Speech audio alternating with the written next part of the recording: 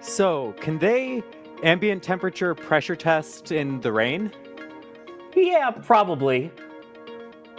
Whoa! Oh! Booster 18 just blew up! Booster 18 just blew up! Oh my god. So, about those launch dates, Ryan. Yeah, it might delay a bit. Roll the intro.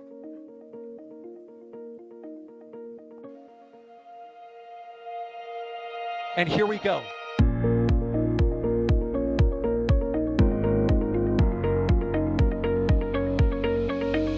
have liftoff. Propulsion continues to be nominal. R68 chamber pressure looks good. Rolling up. Roger, roll, Atlantic. Water towers fly! Yes!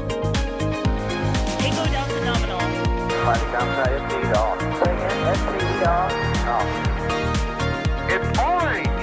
Orange 25! Oh my god! Oh my god! Decollage. Look at this! Put that in the big bag, Eagle. 343 unfolds to go. Indeed. We rise together, back to the moon and beyond. This methane will be igniting in the flare, correct? Yikes. You good? We don't need any more of these.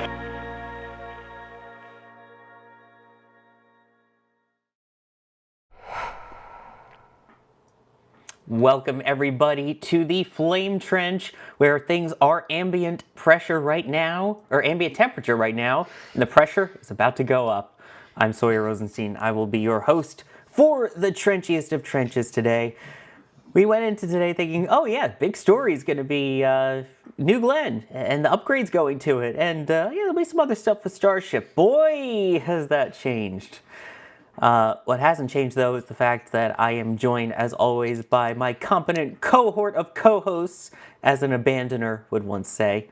But let's go through who is with us today. You heard most of them in the intro, including playing the role of kind of me and Jack in this one. D Wise, how's it going, D? You know, it's been an interesting day today. I don't think any of us expected to wake up to the news that we woke up to. Of course, we're going to be talking about all that, but this will be an interesting flame trench. I think we actually have a lot to talk about this week. Yeah, I'd say we definitely do. And speaking of talking a lot, also joining us here on the Flame Trench, as always, is EJ Saw. How's it going, EJ? Do I talk a lot? You're from. What do you do for like 8 to 10 hours a day over on Twitch? Play video games. And Work on my car. oh, come on, you're from Boston. Of course you talk a lot. I don't know what you're talking about. Hey, you're from New York. You guys are the kings of talking. Yeah, shut up. What's going on, man? Not much. And then joining us later for the Booster 18 joyous Christmas celebration section will be Ryan Weber as well. So Ryan, thank you for hopping on once we get to the SpaceX stuff. Always appreciate your expertise. Yeah, it was, I'll just say it was going to be interesting just to talk about Booster 18 at Massey's and the progress they're making. And, well, yeah, we'll get to that, though. Oh, we will.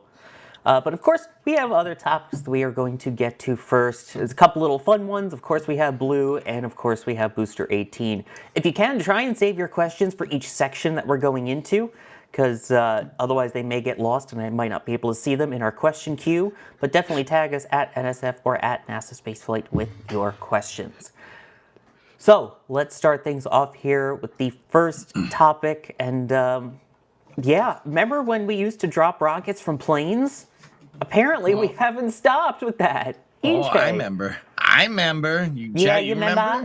I remember. Sorry, I won't do that. Oh, South Park reference. Yes, very good. So yeah, Pegasus. Pegasus is an air-launched rocket that launches. Oh yeah, here we go. We got some good footage here. It's an air-launched rocket that launches from an Lockheed TriStar called Stargazer. it's a 2-stage solid rocket, small sat launcher, right? And the last time a Pegasus actually launched was in 2021. And we thought this thing was going to go the way of the dodo, but apparently a company named Catalyst Space Technologies it has a contracted mission with Northrop Grumman to launch Pegasus.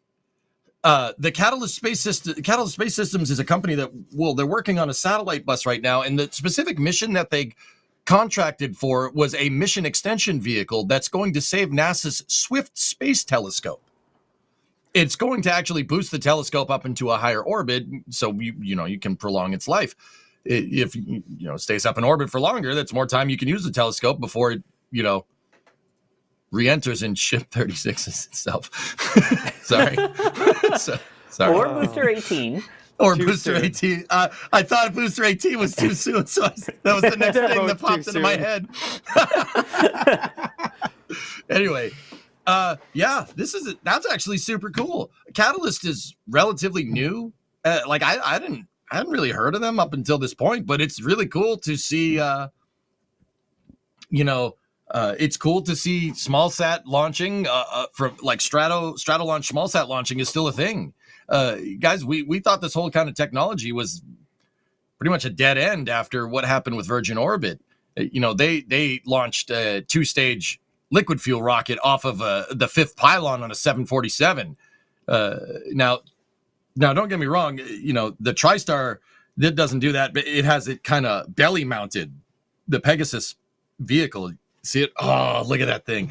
Guys, I'm sorry. I'm a sucker for L-1011s. I love that plane. That's a sweet plane. I mean, it's no 747, but it is cool. I personally think that it's the better of the tri-jets. Just saying. Yeah, I think so. They don't have aluminum lugs that crack on the pylons. That's good. Anyway, all right, slight tangent there. And either way, this is super cool. Now, it kind of does remain to be seen, like if Pegasus is going to get more customers. This is not like a block launch of missions or anything. This is just kind of a bespoke mission that's designed that NASA has contracted Catalyst to do to extend the life of the Swift telescope. That whether that means more launches or not remains to be seen. Either way, though, we still get to see a Lockheed TriStar fly, and that is super cool. And we get to see something launched into space, which is also super freaking cool. And that's the last one. That's the only airworthy Lockheed TriStar left in existence, which, yeah, it's a treat. What a treat. I'm really happy about this. I don't know about you guys. So are you happy about it? I think it's cool.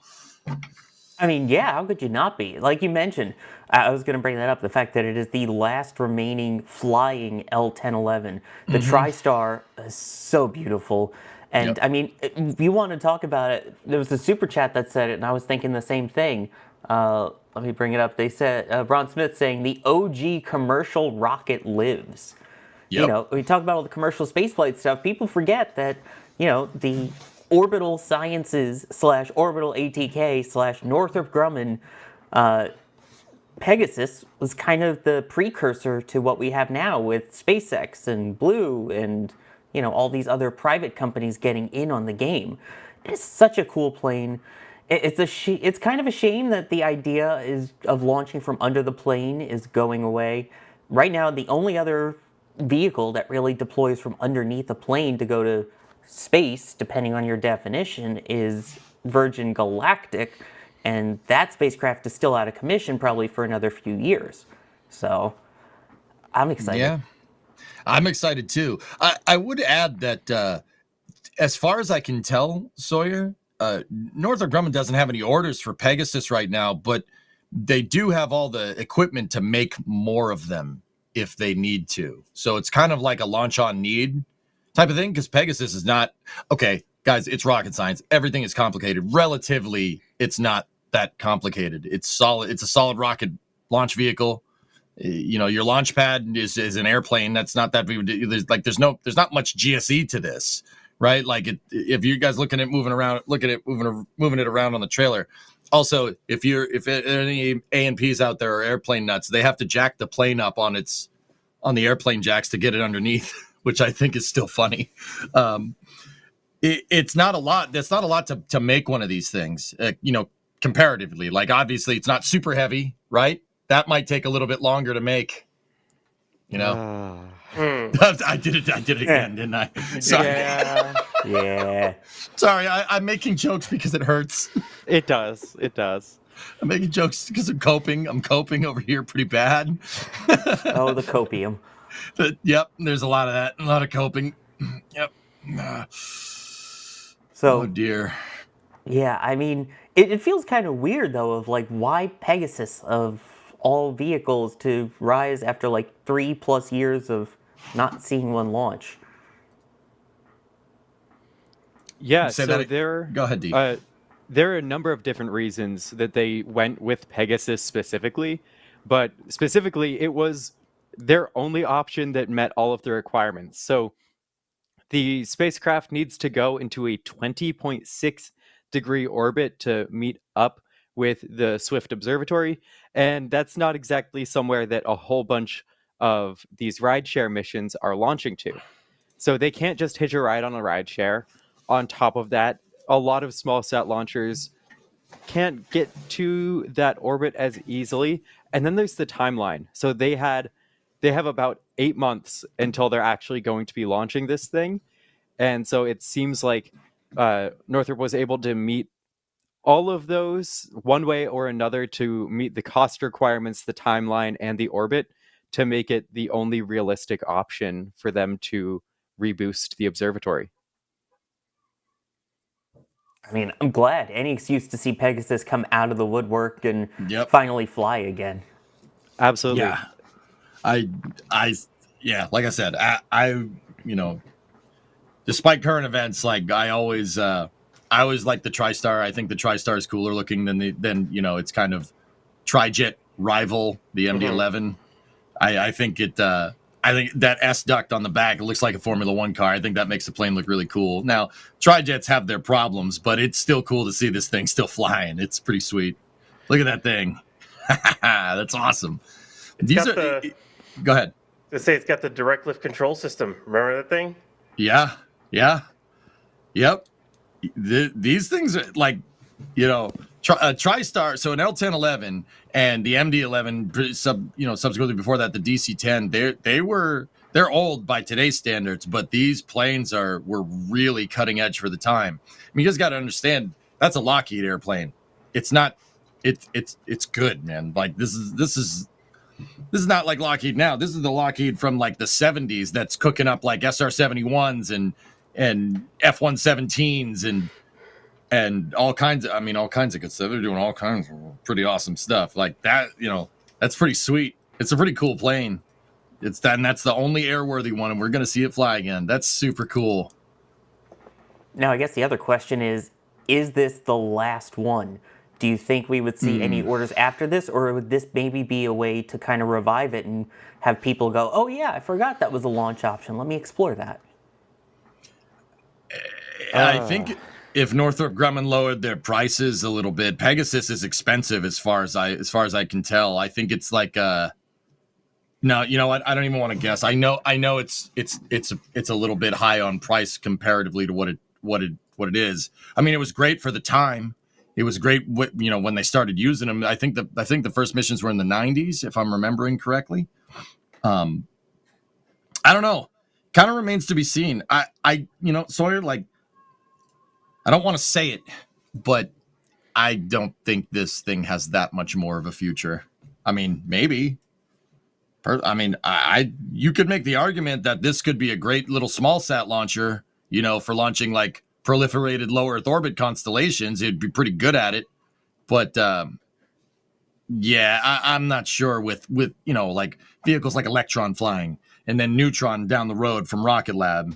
You got Relativity with Terranar coming online, Stoke with the Nova rocket, Starship with SpaceX, and then Falcon 9 with the transporter and bandwagon missions. And even Blue, there's no way Blue isn't going to offer some rideshare services with the big chungus of the rockets that they've been teasing around. You know what? I'm calling that version of New Glenn that. I'm calling it Big Chungus from now on. Yeah, that's a good idea. There's no way that they're not going to like that. How is it going to be competitive? How are you going to be competitive? You know, I don't think so. D, what do you think? You think they're going to still fly Pegasus? You know, I'm kind of surprised that we already had that we had this announcement at all, to be totally honest. Right. I want them to. I want to see, like, I think air launch is really cool. I have to be totally honest. I got to see Galactico 7, and that was just like a wild thing to see in person. And I love Pegasus, but does it really make sense given, like you were saying, how much the world has moved forward towards reusability? Costs are only going to keep coming down in spaceflight as more and more vehicles are getting reused. And sure, we've got the advantages of like it being solid and dropped cost, but then you have to consider, all right, so we've got a plane. Like how? I don't see it. I want to, but maybe I'll get proved wrong. Maybe they'll be able to bring the cost down and become more competitive, because there were instances like we saw right now, like they were able to meet requirements that other people were not, or other launch companies weren't able to meet. Maybe more of those missions become necessary. I'm not holding my breath though. Hey, D, I'm inclined to agree, and I just wanted to bring this bit of information in. I just looked it up. You guys want to hear something interesting? Pegasus has more payload capacity to LEO than Electron does. Would you believe that? Really? Yeah. I'm looking at, I mean, keep in mind, I just did a quick search, so like it's not very far. Electron can move 225 kilos, even in the updated versions, the stretch versions of Electron. They're looking at 320 kilograms. That's about 710 pounds to low Earth orbit.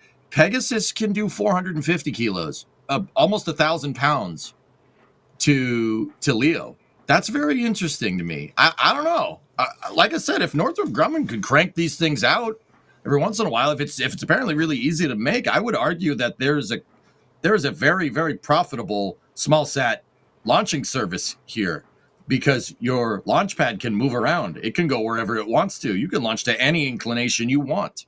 So with that said, though, they would then be competing specifically for small sats with a specific inclination or payload need that cannot be met by some of the other launchers.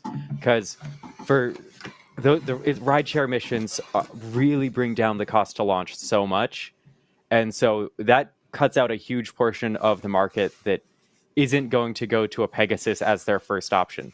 Now, that flexibility of having your own launch vehicle, being able to control your orbit more so, having likely more access to your payload in the lead up to launch versus a rideshare where there might be 100 other satellites. It has its advantages, but it'll be the cost trade-off, and where does that make sense? So once again, looking through details again. I'm keep in mind this is just after a quick search. It's not very. I didn't do much research, but chat is saying that Pegasus is about what were you guys saying? Like 40 million, 50 million, somewhere in between there. Rocket Lab launches for 7.5. That's their price per 7.5 million for an Electron launch. So even if you launch 2 Electrons to equate payload mass to orbit, right? You're still like way cheaper. You could launch 4-5 Electrons for the price of 1 Pegasus and get double the payload mass into space. So yeah, I don't know. I want to believe. And I know we all do, but yeah. I know we don't have a ton of detail for like non-government costs for Falcon 9, but like I feel like you're getting scary close to Falcon 9 territory, and they're such different classes of rockets to be that close in price. Yeah. And also, Resistojet with a good question, and I think it's worth pointing out here, asking, are there any others apart from Virgin Galactic that have done air launches before? Surely this method for small payloads could be more cost effective. The plane is reusable. There was a company called Virgin Orbit that was basically doing this. Mentioned it earlier at the top of it, EJ. It was the fifth pylon mount for if they were carrying a spare engine that they needed to on a 747, which it could do that, by the way. It could ferry a fifth engine. Replace that with a rocket under it. How did that go? I think, Spoiler, they went bankrupt after a failed launch out of the UK. oh yeah, I remember that. Yeah, people don't, because I see people ask, like, well, why didn't we do it? Why didn't we keep up with it? Why did Virgin Orbit not succeed then, but Pegasus can? I think the recession had a lot more to do with why Virgin. I mean, the failure is what did them in, but I think that they didn't. The pandemic is what kind of screwed them. But I mean, that's just personal opinion. I don't know. Failing a launch certainly it's not great.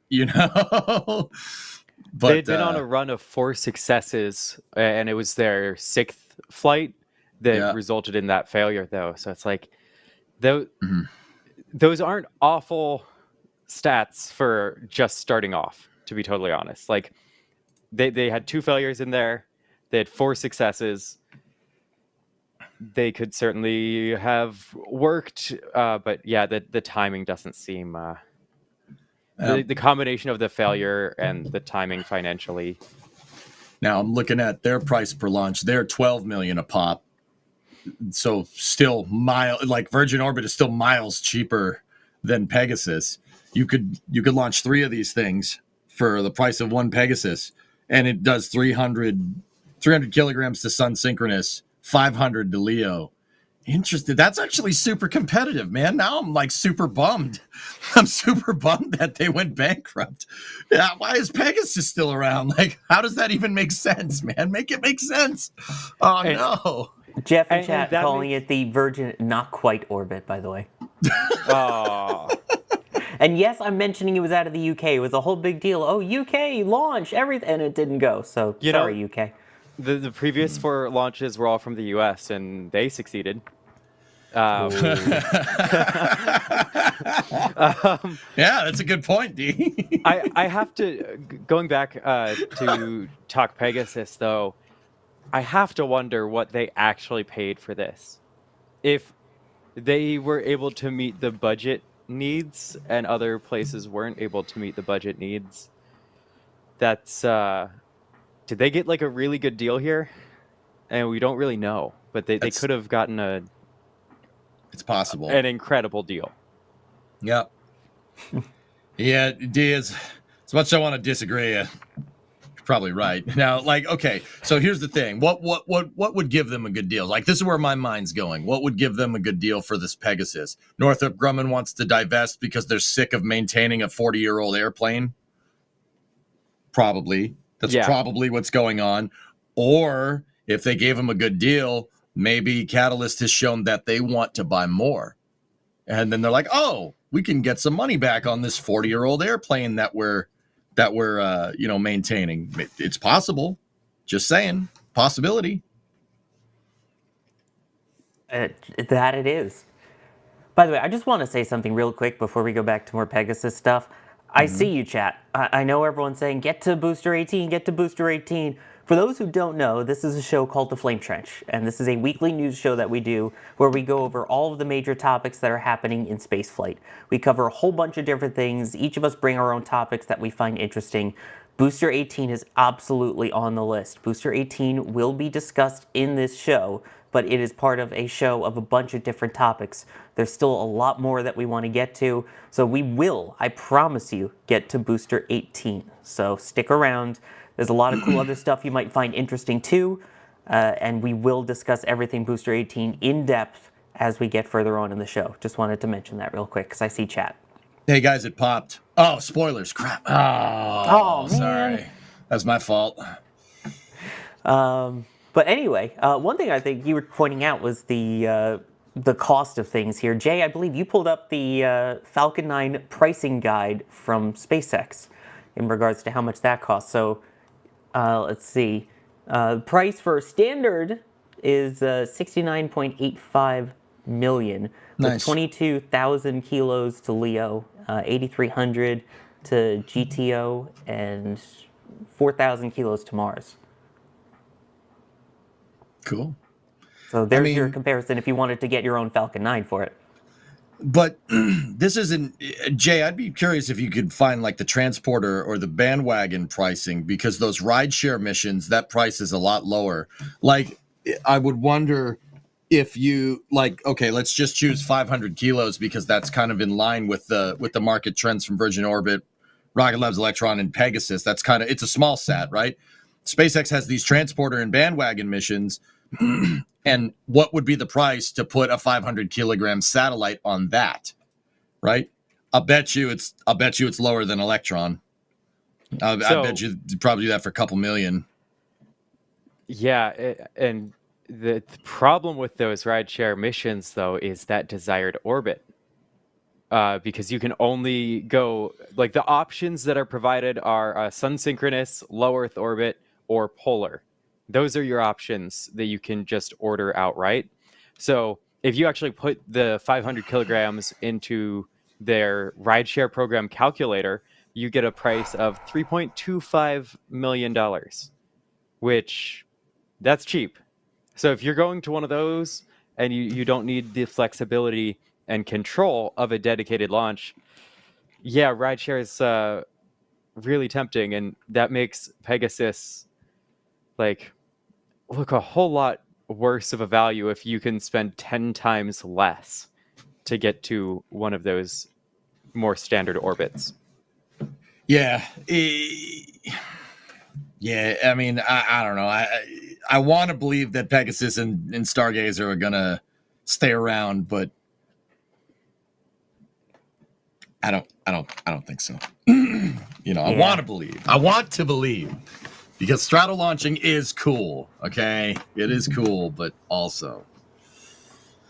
I mean, at what point, even with the price of Falcon 9 just outright being like 70 million, at what point does it make more sense to get a Falcon 9 and sell off rideshare along with your mission, and compared to doing a $40 million dedicated mission?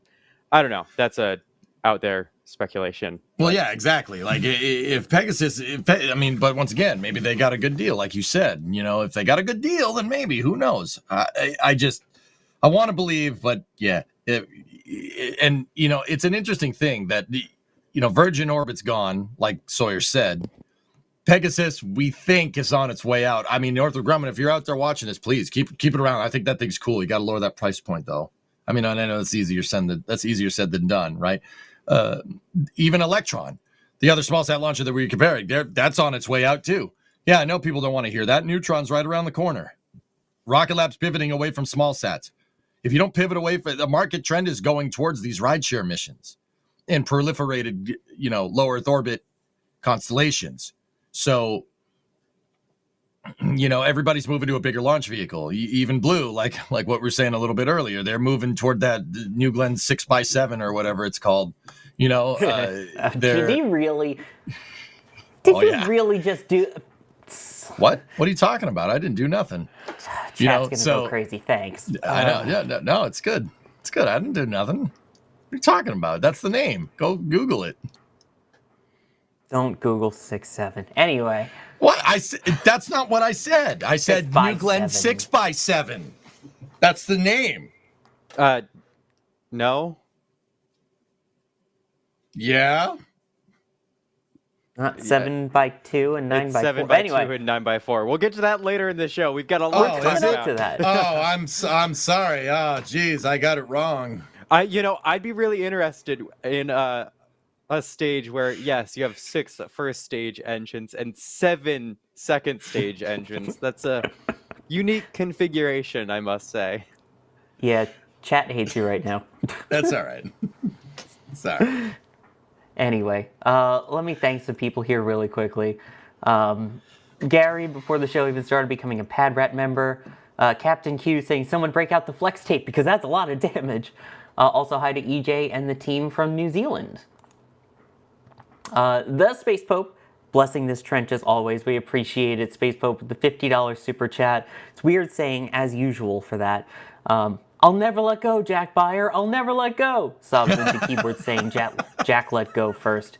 Bless this trench Tanic. Mm-hmm. That's pretty Welcome funny. aboard. Now I'm king of the ship anyway. Thomas, thank you for gifting 5 Red Team memberships. Revhead also gifting 5 Red Team memberships. Phil gifting a Red Team membership too. Thank you so much for that. If you got one of those gifted memberships, definitely give them a shout out and a thank you. I see there's some Starship stuff in here. I'm going to save most of that for when we get to the Starship section, but I do want to say that Mr. Game IO said B18 just needs a bit of cheesecake. Yikes. David, how big is the vehicle? I mean, how big is Pegasus? It's not that big, right? If it fits under the belly of an L-1011. I think you're misjudging TriStar's size. TriStars are almost as big as a 747. That is a big airplane. So Pegasus is about the size of Electron. It's pretty big. it's like almost 60 feet. That's a big Dang. rocket. Yeah. Dang. That's like 18 meters for people that use non-lunar units. 17.6 meters. See? Sheesh. Wow. The TriStar is a big airplane. It's a wide-body airplane. And it's got 3 Rolls-Royce RB211s? RB211s. If you know, you know. Great power to weight. Just saying. Nice. So it'd be thrust to weight because it's a jet, but whatever. You know, it's fine. This is actually a photo from a certain abandoner who we shall call Elk, since we don't want to reference Yak anymore. I thought John Seller took this. Yes, John Seller. John Seller is the one that took this picture. Who are you talking about? James Yoder saying we need the photo of surprise DY superimposed in front of the imploding Starship booster. As this show was starting, someone in the NSF members Discord actually put that together. So if you noticed at the very start of the show when I started just laughing a little bit, it's because I was laughing at that image, which Kevin made sure that I saw. Wait. Yeah. Do I- I'm sure. There you go. You got it live. We'll do it live. Z30, we will definitely get to yours when we get to the Starship section. Oh God, James Yoder, another one for you, EJ. Yeah. The TriStar launches Pegasus instead of its engine. Oh, that's bad.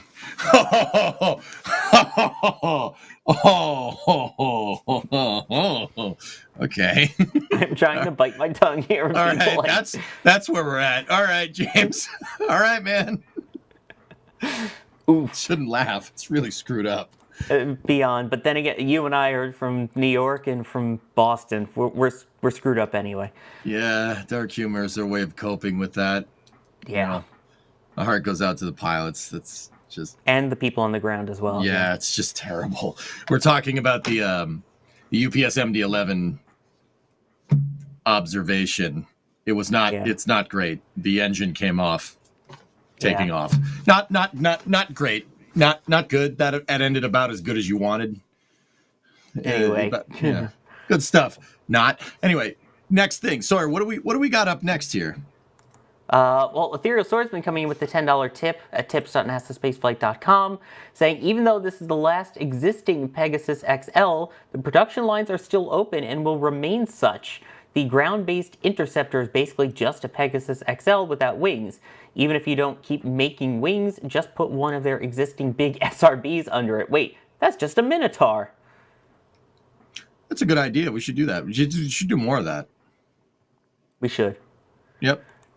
We should also do more of is talking about Artemis, because that is coming up now. As we get closer, maybe, to finally seeing SLS fly on its second flight. This being the first one, of course, with people. And finally, with the shutdown over, we are actually able to see a fully stacked SLS once again inside of the vehicle assembly building. There it is. There is the Orion with the service module and everything encapsulated inside its fairings with the launch abort system on top. And there it is in full inside the VAB. This is the one that will be launching Artemis 2, which will send 4 people around the moon and back. This will be the first time humans fly around the moon since December of 1972. Now, of course, we talked about this when it happened back in October, but now we're finally actually able to see what happened here. So it's kind of nice to see that full stack in there again.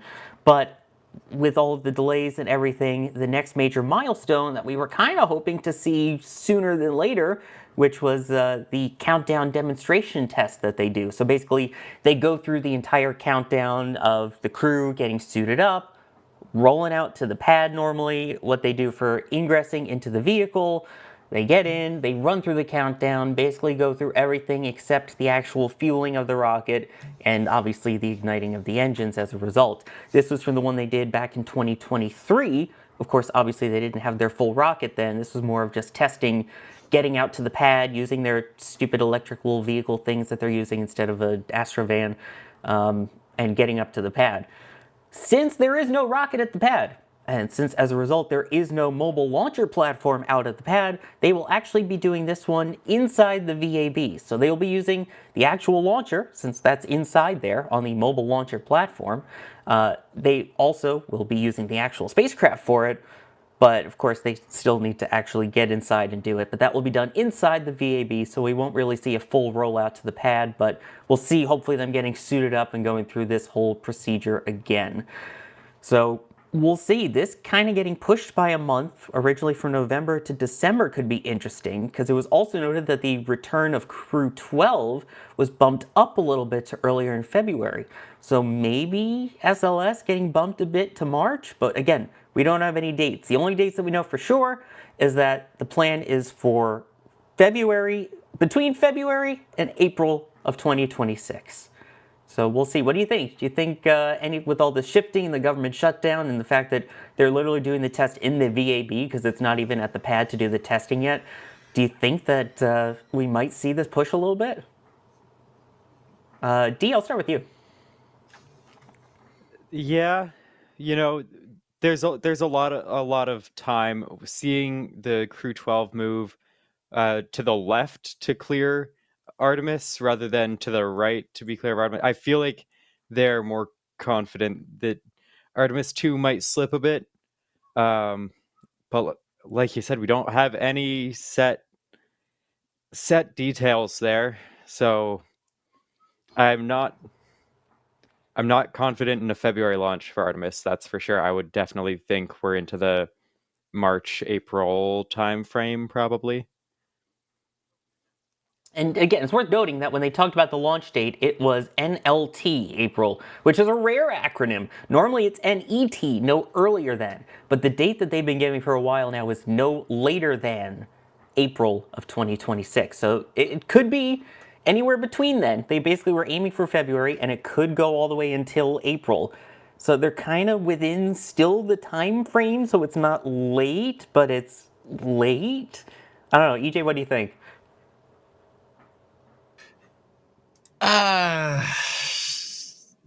What? I don't. February is not that. I mean, they have said no later than April, but I mean, okay. Are we? This rocket was originally. When was the Artemis 2 mission supposed to happen? Per the original timelines, like what, 2020? I mean, yeah, just the other day, I think this week marked 3 years since Artemis 1 flew. We just passed that anniversary, actually, a couple days ago. Yeah. I mean, we waited this long. Why, why have a no later date? Like, I get it. You want to launch this thing, you want to send it, but it's obviously going to take more time. I'm thinking March, maybe even into April, Sawyer. Like, there's a lot of unknowns. We haven't done this in 56 years. Well, by the time they launched, 57, right? Haven't done this in a while. I mean, if going off Apollo 11, it's a little less. It's about 50 years and change, right? what do we? If you're gonna you're gonna get curveballs. We haven't done this. You're gonna get a curveball. Something will delay it. I mean, and that's just, like, I want to make jokes about SLS being late, et cetera, but also at the same time, this is aerospace, man. This is how this happens. This is a really, really high profile mission. You do not want to screw this up. I'm thinking April. I think it'll push. Absolutely. My guess is they're going to target March and it'll end up pushing to April because it's worth noting they still will have to roll the vehicle out to the pad. And then once they do, they will still have to do all of the fueling tests. So we have the kind of dry dress rehearsal, or in this case, the countdown demonstration test also coming up. Then there's the wet dress rehearsal where they load the vehicle up with all of its propellants, see how it holds, make sure engine 3 isn't being a brat, making sure the ground umbilical carrier plate isn't being the brat, I guess, also that it has been in the past, and make sure the rocket's all good to go. That could also delay things heavily, as we've seen them happen before. So I think that's going to be interesting to see when they actually get that out. Fine. The tail service mast umbilical. Okay, Jay. Yes, hydrogen. Hydrogen is a funky fuel to work with. I think you said ground umbilical carrier plate. The GUP is the has gas purging system. It still scares me to this day from shuttle. Okay, it's delayed too many missions. I don't blame you. That thing sucks. Why? Well, no, it leaks. That's the problem. It's a shuttle-derived problem. It is shuttle-derived problem. It is a shuttle-derived problem. There we go. We said the magic word. It's like on. It's like on IQ over in the UK when you say the word and the klaxon goes off. That's what we need. The shuttle-derived. Shuttle-derived problem. There it is. Woo woo woo woo. Bum bum bum bum.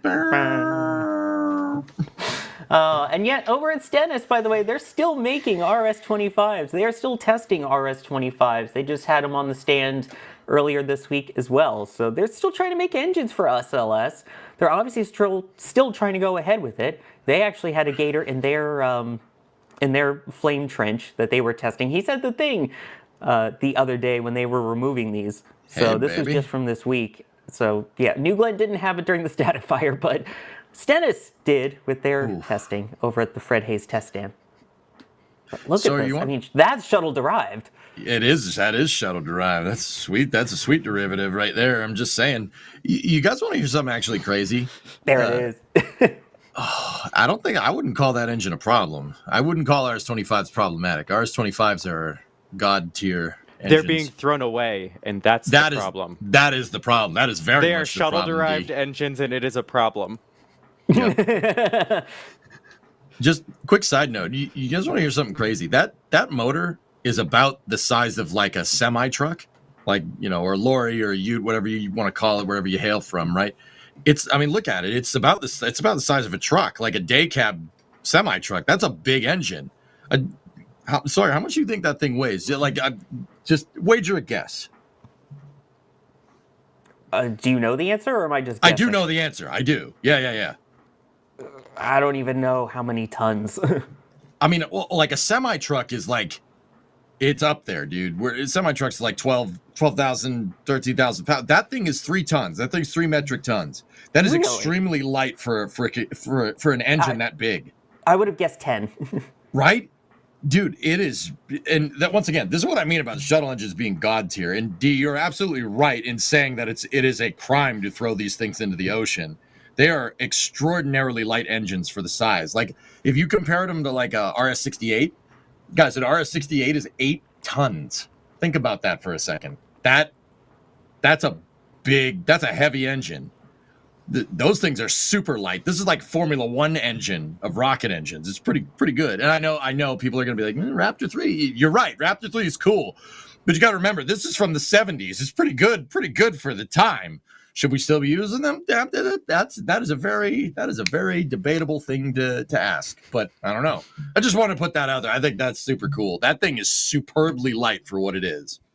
And these are, what are we now, RS-25Es, or are we on to F yet? Yeah, that is an RS-25E. Yep. Yeah, because shuttle ones were mainly the RS-25Ds by the end of the program. That's right. Block 2. Yep. Yeah, and now they moved on to E's, which are the upgraded ones for SLS. Shuttle could ramp up to 104.5% of their rated thrust on those. These can go up to 109% of their maximum rated thrust, which when you say it out loud, maximum rated thrust, and yet it's still maximum is above that maximum is weird to me, but... Well, it's the baseline rating of the engine. 109% of rated thrust means that it makes 109% more than version 1. Or the like at RS-25, they didn't call them a D, they called it SSME Block 1 or Block 0. Like that's where your thrust rating is derived from. So it makes sense that the later variants have a uprated thrust percentage because it's based off of the baseline, the first version. 109% is nothing to scoff at, man. I mean, and that thing makes like what 2,400 kilonewtons of thrust. It's pretty good. 2,400 kilonewtons, 460 seconds or 452 seconds specific impulse, 3.5 tons. You should be putting this in anything but a super heavy expendable launch vehicle. Sorry. Yeah, here, enjoy these great reusable engines that we're going to throw away. And I will say this, I still think shuttle engines could have been reused to the like 55 flights without a refurb. I still think they could have gotten to that point. I think NASA was too scared to try and push it to that point. There, I said it. No, I'm not sorry. I mean, I hear you. I'm kind of with you on this. Yep. Bill Puck, by the way, wondering, any date for rollout of SLS yet? D, I don't think we've heard when they plan on rolling it out, but hopefully sooner than later. You hear rumors. I don't know. I don't know how confident, like, I'm not expecting one in the next month. I don't think we'll get one in the next month, to be totally honest. I think it's going to be 2026 before we see that rollout, if I had to guess. Especially with the holidays coming up and then doing the countdown test inside the VAB. I think we'll see that. And we've heard them say they want it to be a quick flow from get out to the pad, test, launch, which is ironic to say anything is quick with SLS, but we'll see. And then Resistojet asking, will you be able to fully cover the Artemis 2 launch and the whole mission when it happens with your own cameras and other feeds like you would with Starship? Abso-freaking-lutely yes. 100%. The team, like we did for Artemis 1, will be out in full force. We did live streams of all the rollouts. We streamed some of those pad testing as well with the prop loads and everything. And of course, we will have our entire team out there at the press site for all of the live coverage, multiple cameras. We'll have remote cameras if NASA allows us to, as they have in the past, set up for everything. It's going to be quite a show. Let me thank the people here. Mighty Don, thank you for gifting 10 Red Team memberships and then gifting another 10. So 20 gifted Red Team memberships. Thank you so much for that. Really generous. And hopefully people enjoy all of the awesome perks that come with it and the photos and things that you get, that you see posted to our YouTube members as well. Drunar saying these hosts have a few loose screws. Yes, we kind of do. And oh, look who it is. It's my favorite coming back in, gifting a Red Team membership. The ground umbilical carrier plate. Hi. Good to see you again. Genuinely, thank you for gifting the membership, but also, I don't like you still as an attachment for shuttle. And I guess technically intern SLS as well. You know, maybe if they tested, maybe they wouldn't have had as many problems with the ground umbilical carrier plate if they flew the shuttle more and then, figured out how to reuse those motors. So maybe they should have done that. Oh, I'm not bitter at all. Rub it in, why don't you? Rub it in. Yeah, maybe they should have done that. That would have been, that would be a really good idea. Use the vehicle how it's intended. What a concept. Don't we just love talking about things breaking here? Speaking of breaking, we have breaking news. Do we have a stinger for it, Jay, or is it just... Oh, wait, I get it. We do have the stinger for it. Speaking of breaking news and other things that break, NASA, per Eric Berger, no longer have astronauts assigned to Starliner 1. For those who don't remember, that is Boeing's capsule that has had a less than stellar reputation despite having star in the name. It really likes having thruster issues and stranding astronauts in space, depending on how you read the media on that one. But Scott Tingle, who was on the crew, is now the chief of the astronaut office, and Luke Delaney, who was also assigned, has now been moved to Crew 13 per a source. So we may not see Starliner launch to the ISS again, ever, maybe? Am I reading into that too much? It says that there's no crew assigned. That doesn't mean that the capsule couldn't maybe be used on another uncrewed test, and maybe they want to just buy time. I don't know. I'm reading into it a bit optimistically. I don't.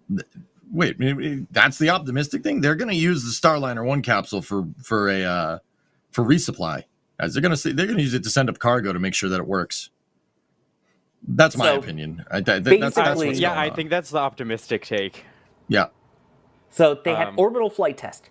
Then that one messed up, so they had to add another orbital flight test 2. It wasn't supposed to be OFT1 and OFT2. It was just orbital flight test and then crew flight test. So then they had to do OFT2. Then they put crew on it, and now we're adding an OFT3 after a crew flight. Maybe they can call it CFT, cargo flight test. But they already had CFT. That was the crew flight test. They can have CFT2 being a cargo flight test. I don't know. We'll have to wait and see more information on how this actually plays out. But just the very fact that there were so many thruster issues and that Starliner has been such a problem. It's been such a problem. No one can deny that. No one can pretend it's this perfect vehicle. That would be a gross exaggeration of its performance to this point.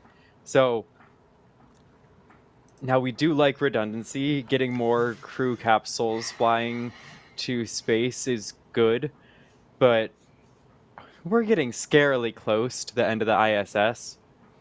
And does it make sense even at this point to bring another crew vehicle for ISS specifically?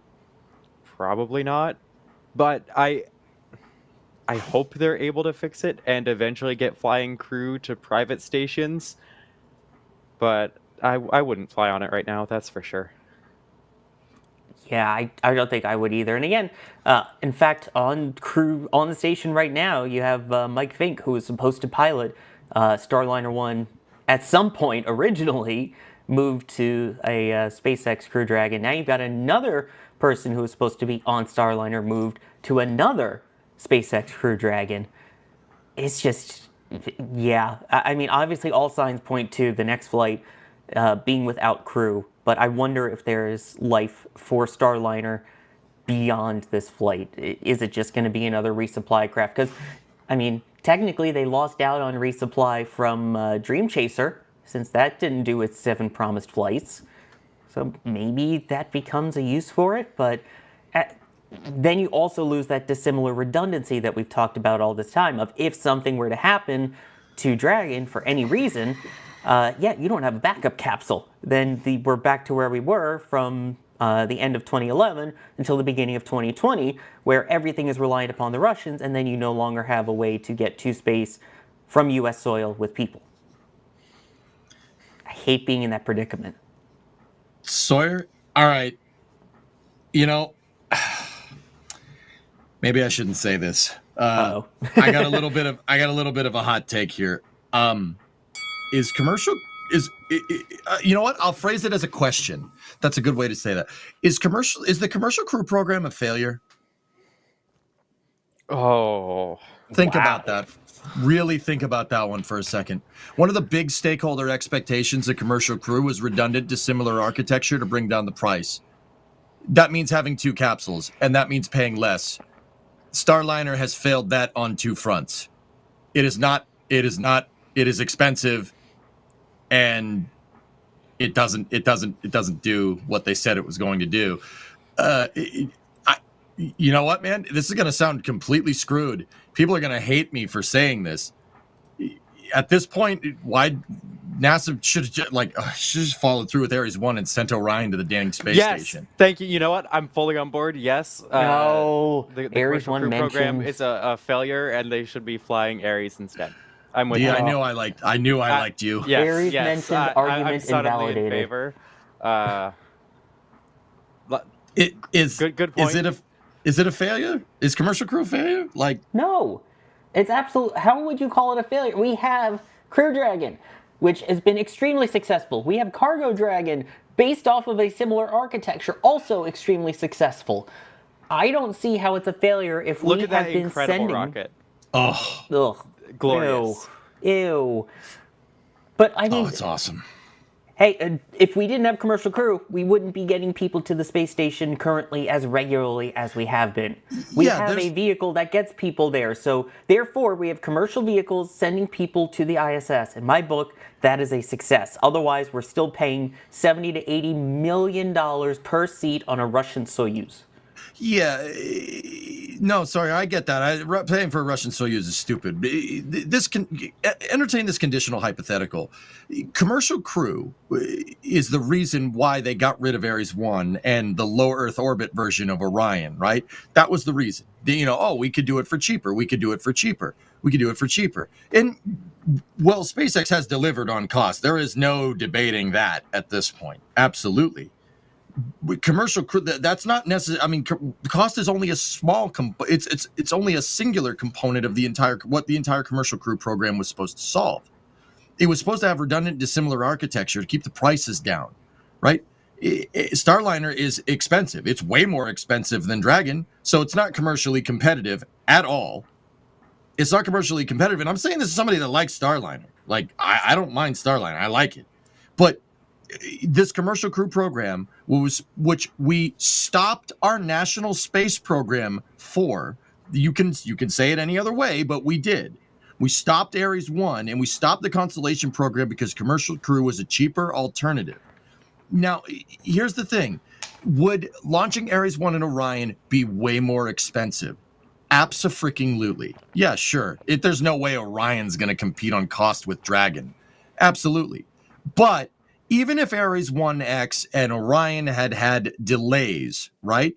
Just typical NASA aerospace delays, we still would have gotten that thing. I'd say very, very latest. Orion on Ares 1 would have probably flown with people 2017, 2018. It still would have gotten us back quicker than DM2, which took 10 years. I mean, if going from the last space shuttle flight to DM2 is about 10 years. It's 9 years. So SDS 135 was July of 2011. DM2 was May of 2020, right? That's still 9 years. We still could have gotten back. And then at least with Orion and Ares 1 and then Dragon, supplementary to that, we would have 2 ways to do it. So, even if you don't have Dragon, you still get Orion and we still have a way to go. And we still have to end up paying the Russians for better part of a decade, right? But the whole point of this was to have redundant dissimilar architecture. That was the whole idea. We have not done that. If anything, more things are flying on Dragon than anything.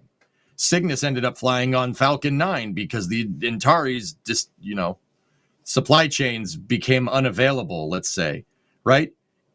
Dream Chaser, no, that thing, I'll be amazed if that thing ever flies, right? So, once again, you say no, but we basically pushed with it. All we ended up doing is sacrificing our national space program, right, to get pretty much almost the exact same outcome. Now, if you want to make the argument that SpaceX is going to build Starship, and that is a byproduct of Commercial Crew, and you want to frame that as a success, yeah, sure, I'll give you that one. But also, I don't think it's interesting to think because the Commercial Crew program set off an incessant pattern at NASA to commercialize everything.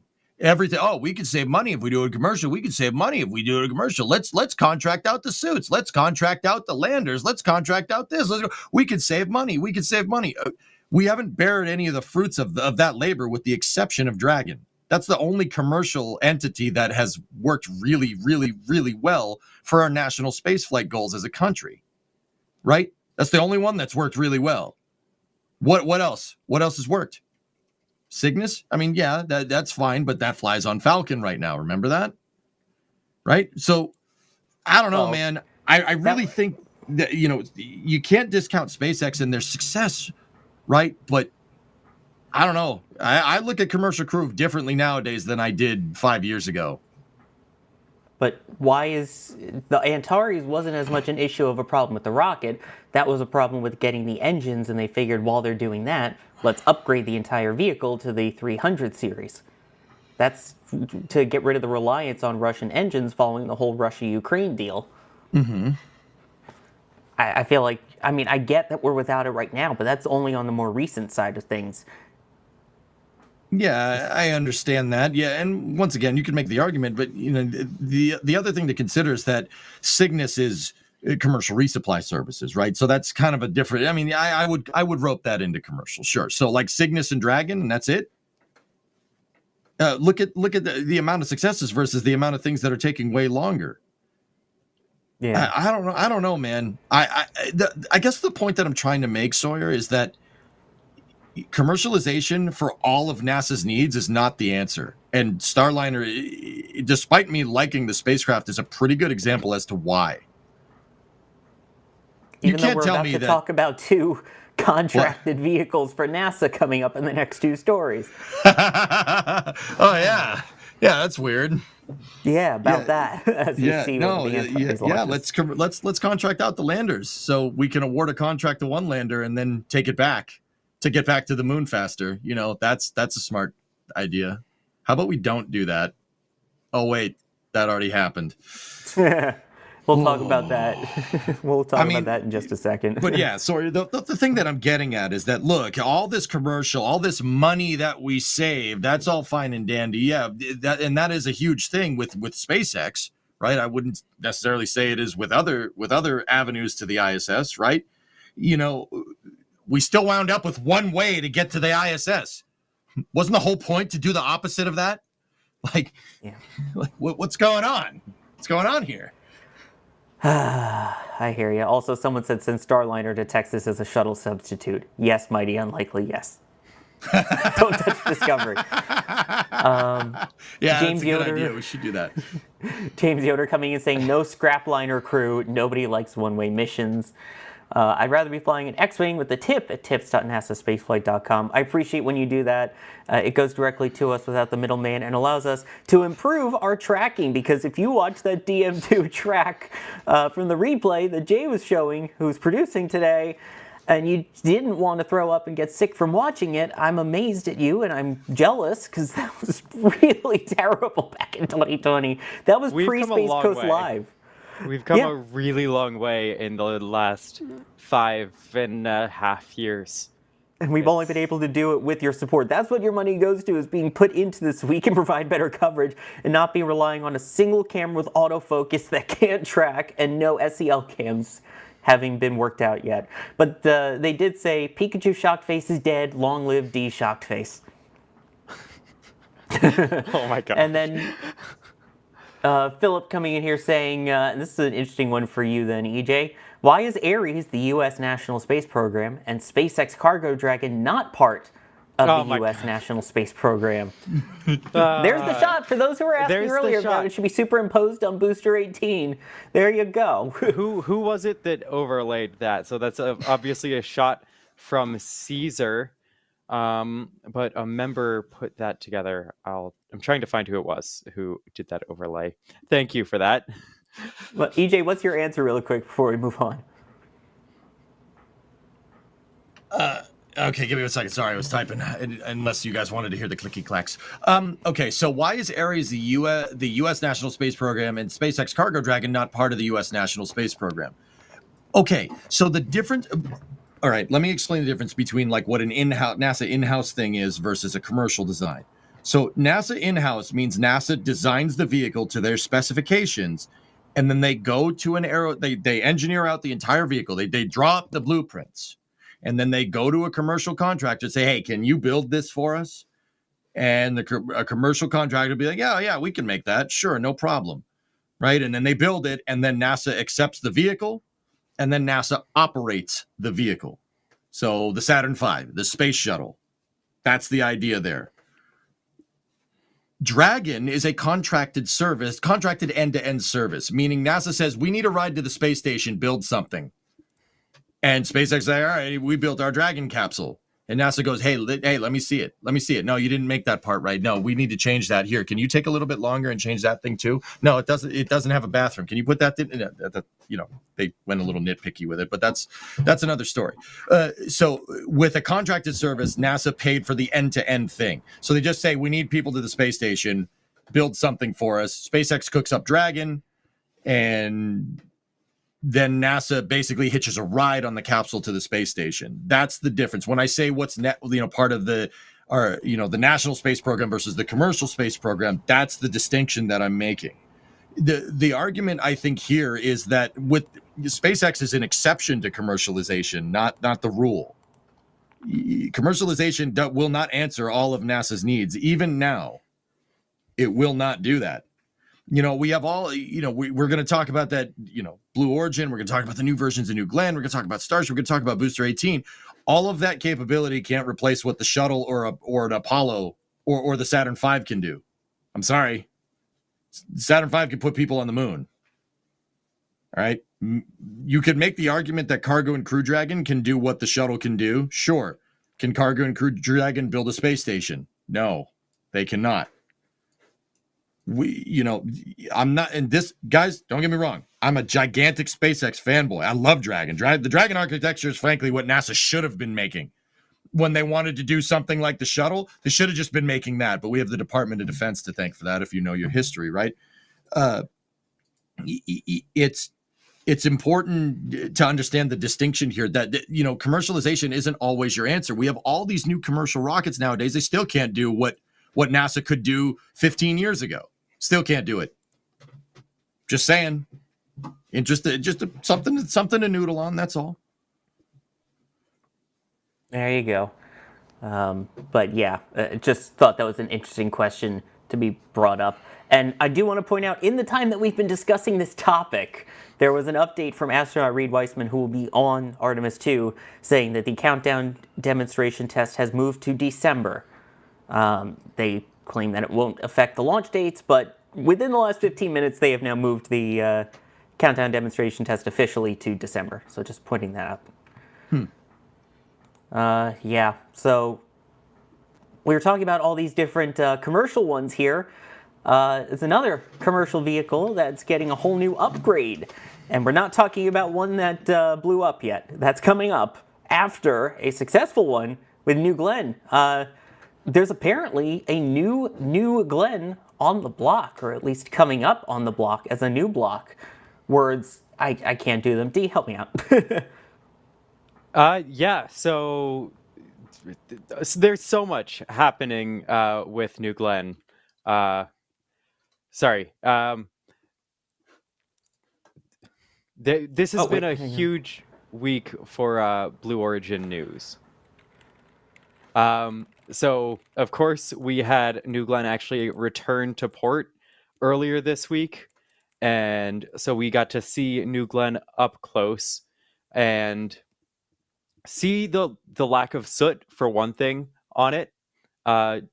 It's a really clean burning vehicle with the methane. And so unlike Starship, where you sort of have the heating discoloring the stainless steel, the natural gas, the LNG or methane, however you want to refer to it, doesn't leave soot behind like RP1 on Falcon 9. So that clean paint scheme has been in place all throughout. And it's going to continue to be in place. There's just the tiniest bit of damage to the paint on New Glenn. But beyond that, it truly looks like flawless. So they brought GS1 on Jacqueline back into port. We saw it. We have some great drone footage from Jerry of its arrival into port. We did our live stream for that. And then it was just the very next day that they were able to move New Glenn off and do a breakover, and so take it horizontal. And then it was just yesterday that they were rolling it back to Launch Complex 36 to start refurbishing it, which is so incredibly exciting. We have another company here in the US to be reusing a first stage booster. So that was sort of the first part of the New Glenn news for this week. But there has been a lot of other news from Blue Origin. So we have been getting little bits and pieces throughout. For one, I believe that was just earlier today. It was in the hour before we went live that we got a new photo of Mark 1 and seeing how it will be landing near the Shackleton crater. So they're getting ready for their checkout tests and working towards a launch to the moon. We also have been getting information on Blue Ring. And so they have integrated all their primary structures, their internal harnesses, and their propulsion module together. And so they're working through their checkout and integration tests, and they'll power it up soon. On top of that, I mean, I said it was a busy news week for Blue Origin. We also got video from them on a deployable aero brake. So this deployable aero brake is meant for planetary reentry, be that on Mars or elsewhere. And by using this rather than sort of a fixed heat shield, you're able to decrease your mass and you're able to decrease your cost to put more of that into the spacecraft itself that you get. And of course, you get the aero braking along with it. So you have far less speed to bleed off once you get closer to the surface. That was sort of a rapid fire through three of the smaller pieces of news from New Glenn. But we've got some New Glenn upgrades. For one, we've seen that it's a bit slow off the pad. So starting very soon, they'll be increasing the thrust of the 7BE4 engines from 3.9 million foot-pounds all the way up to 4.5 million, or sorry, pound-feet. I think I had those backwards. And so that's just increasing the thrust of the existing engines so that they aren't quite sitting there roasting the pad for as long as they have been. So they're also going to start integrating subcooling.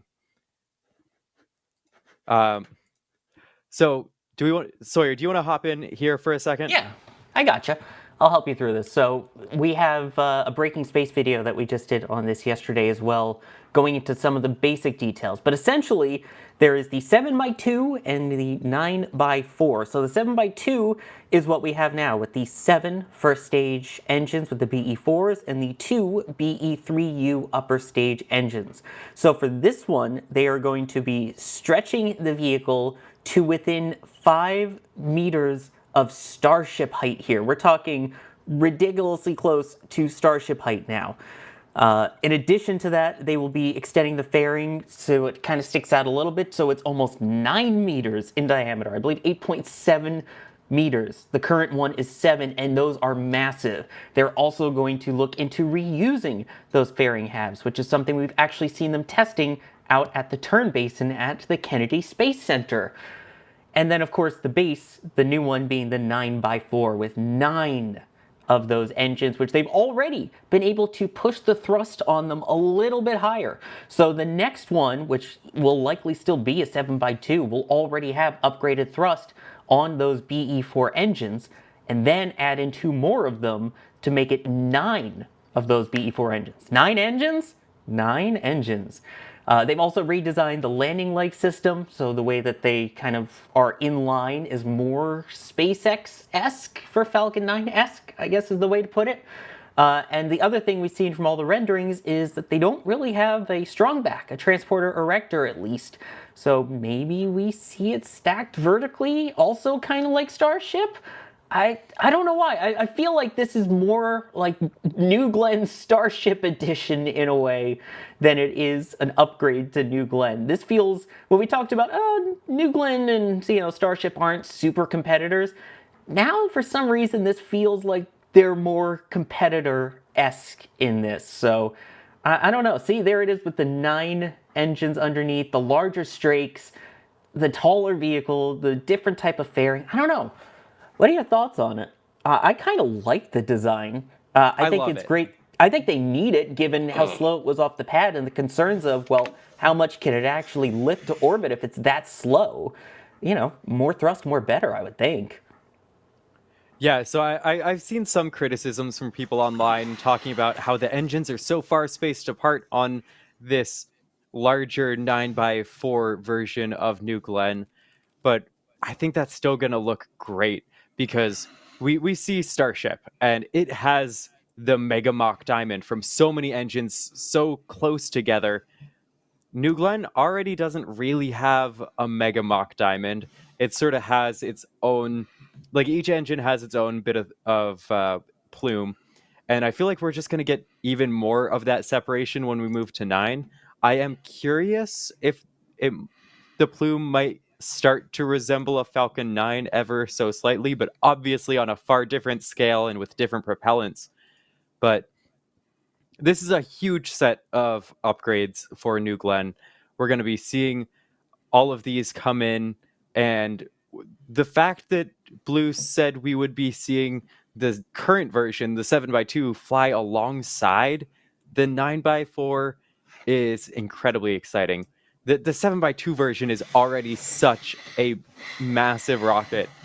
And so my question would be like, okay, they're moving from 7 to 9 engines on the first stage. So they're getting a significant amount more thrust in addition to the thrust they're getting through the engine improvements and the performance additions from subcooling.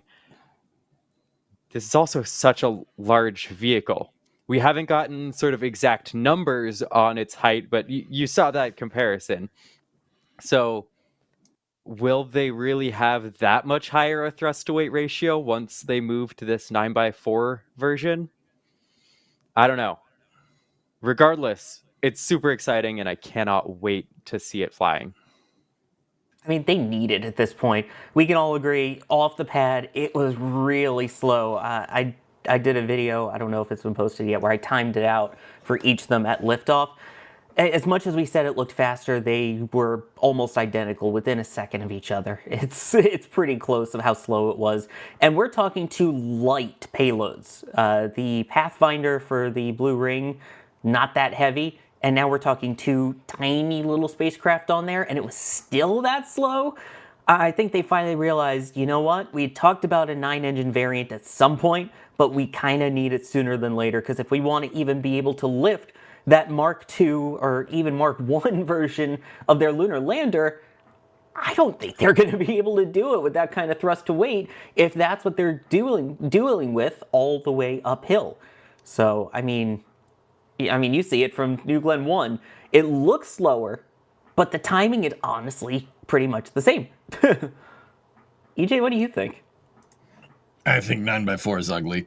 Sorry. Oh, no. There's your hot take. I think it's ugly. There's the ding. All right, fighting. So, fight bell. You're not the first person I've heard with that opinion. But you're going to need to do some explaining. Why do you think it's ugly? Okay. All right. It looks like they just crudely pasted Falcon 9 legs to the sides of this thing. And they just said, oh, it's a little bigger booster. Just make the wing a little bit bigger. It's like, I really hope that's a placeholder render. It it looks very strange, D. I don't know how someone as yourself, a scholarly person that loves Ares 1 design, could look at this and be like, yeah, that looks good. I love Ares 1 design because it's so funky. Like, it's such an odd-looking vehicle in the best way. I think love it looks- New Glenn it looks great. design because it is also really funky. They have the mix of like exposed thermal protection alongside paint, and it's not just a tube. We have so many tube rockets. We Yes. look at the unique. Preach. If you can't recognize a rocket from its silhouette with no perspective on scale, I don't want it. I just don't want it. These are distinctively shaped rockets, and they're even distinctive from each other, and I think that's awesome. No, that's fair. Okay, all right. So looks aside, all right, I have questions. Dave Limp says this thing can do 70 tons to low Earth orbit, right? The New Glenn 9x4. They're uprating the B4 or the B3U 9 B4s. Is they could do 70 tons in an 8.7 meter fairing, I think is what it is. Jay, if you're out there, keep this render going right here. Keep this render. I want to make a point here. All right, look, 70 tons for a fairing that big, for a rocket that's bigger than the Saturn V. The Saturn V next to it right there can move 120 tons into low Earth orbit, right? Just some food for thought there. Now, you're gonna put 70 tons, which is not as much as the Saturn V, but it's almost as much as the Saturn V. You're gonna put 70 tons into orbit and then bring that thing back. How much dry mass are those wings taking up? Those wings at this point are going to be like, they're not going to be as big as the space shuttle, but they're going to be pretty big. How are they going to handle all this dry mass? Their engine section is gigantic, and it's to house the 9 engines, right? But I'm just wondering, you can't just. Rockets don't scale linearly. Just because you made a rocket twice the size doesn't mean it has twice the capability, right? And now this isn't twice the size, right? But that rocket right there, you're running into an increasing dry mass problem here. The wings need to be bigger because it's a bigger rocket. The engine section needs to be bigger because you have more engines. The fins up top, well, actually, it looks like the fins are the same size, but the point is that, especially if you're going to reuse that first stage, you're looking at all this stuff that you need to get that first stage back down. Somehow they're switching from 6 landing legs in the 7x2 design to 4 landing legs in the 9x4 design. You're going to go with less landing legs and a bigger booster. Personally, I think if it ends up looking like that, I'll be amazed. They're running. There's no way they're not running into dry mass problems here. Dry mass, guys, is everything that's on the rocket that's not fuel or oxidizer. There's a lot of things on it. If there's things that are on it that's not fuel and oxidizer, that's you're gonna have more mass, and it's not gonna go as far. All right, that's the principle of the whole delta V equation. If you explain the delta V equation, which is how the formulaic equation for how far a rocket can go in space, it's measured in meters a second. It's measured in acceleration or change in meters a second. If the plain English way of saying it is that if you have more fuel on your rocket and less rocket on your rocket's going to go further, right? This has a lot of extra stuff on it. There's a lot of stuff. Those wings are huge. And yeah, the silhouette, that's a fair point about the silhouette thing. I get it. Ares 1 is choice for that reason, and the shuttle too, right? But also at the same time here, from a technical standpoint, making the wings bigger is not, and making the landing legs smaller? Question? What's going on here? I'd be very surprised if 9x4 ended up looking like that. So can I go ahead. Counterpoint? Yeah. Starship has the dry mass problem of its fins, but those are on the second stage where they have even more impact on payload capacity. Mm-hmm. And they're trying to reuse the second stage. Like, I feel like Starship has a whole lot more of the dry mass problem than New Glenn will, and we've got to wait and see. Like, this variant of New Glenn isn't flying yet, the same way version 3 of Starship isn't flying yet, the same way version 4 of Starship isn't flying yet. Like, we'll have to wait and see. But to be looking at the actual payload capacity when, I mean, there are so many improvements that they're integrating at once. I believe there are also TPS improvements for the first stage there, and there haven't been any mention of them remotely looking at second stage reuse with this latest set of updates. So they are following the Falcon 9 model with a reusable first stage that they're making even more performant, and even more performant second stage.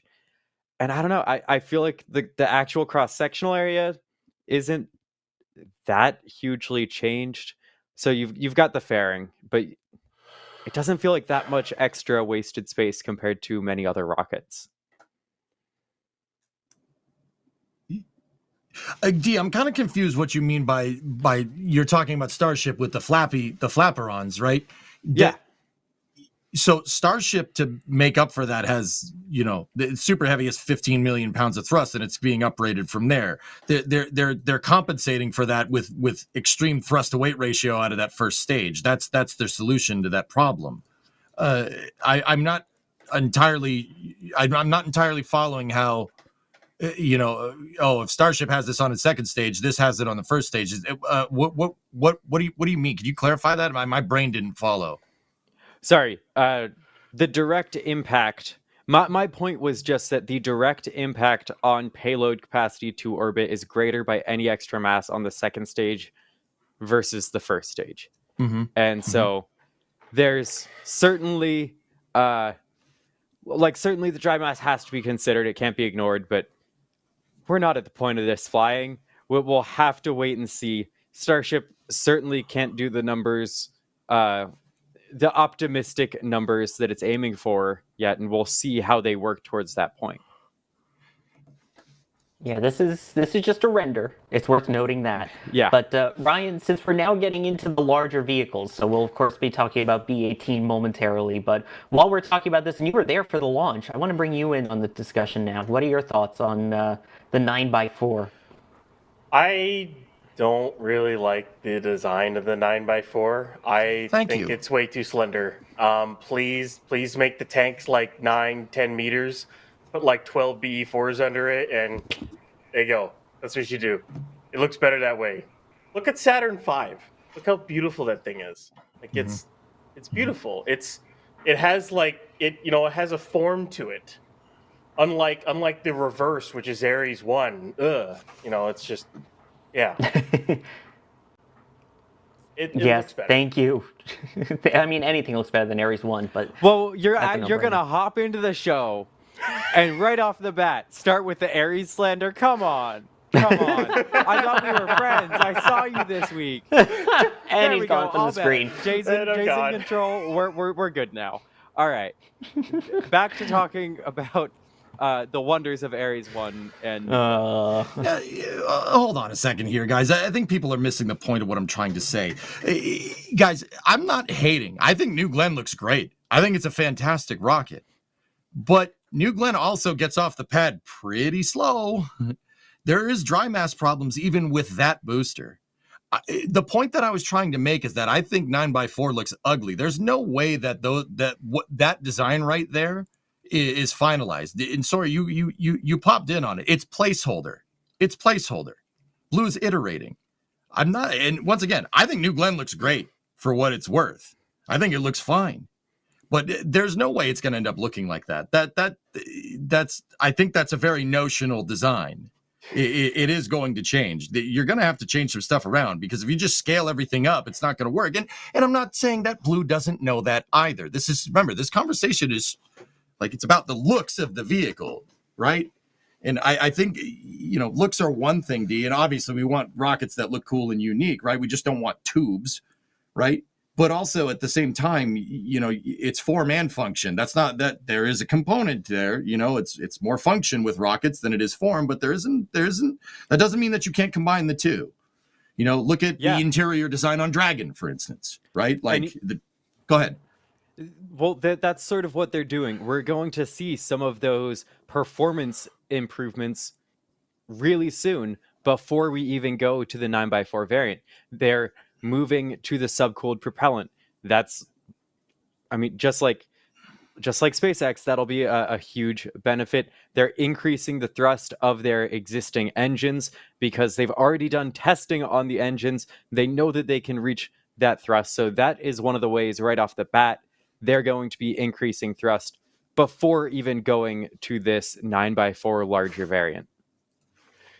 Can I just say, one, going to sub-chilled propellants, that's a big step. I mean, not only because you're densifying both propellants, it'll probably only be the first stage because you can't really sub-chill hydrogen, and you probably don't really even need it on the second stage anyways. It's really more helpful on the first with the BE4s and the methane.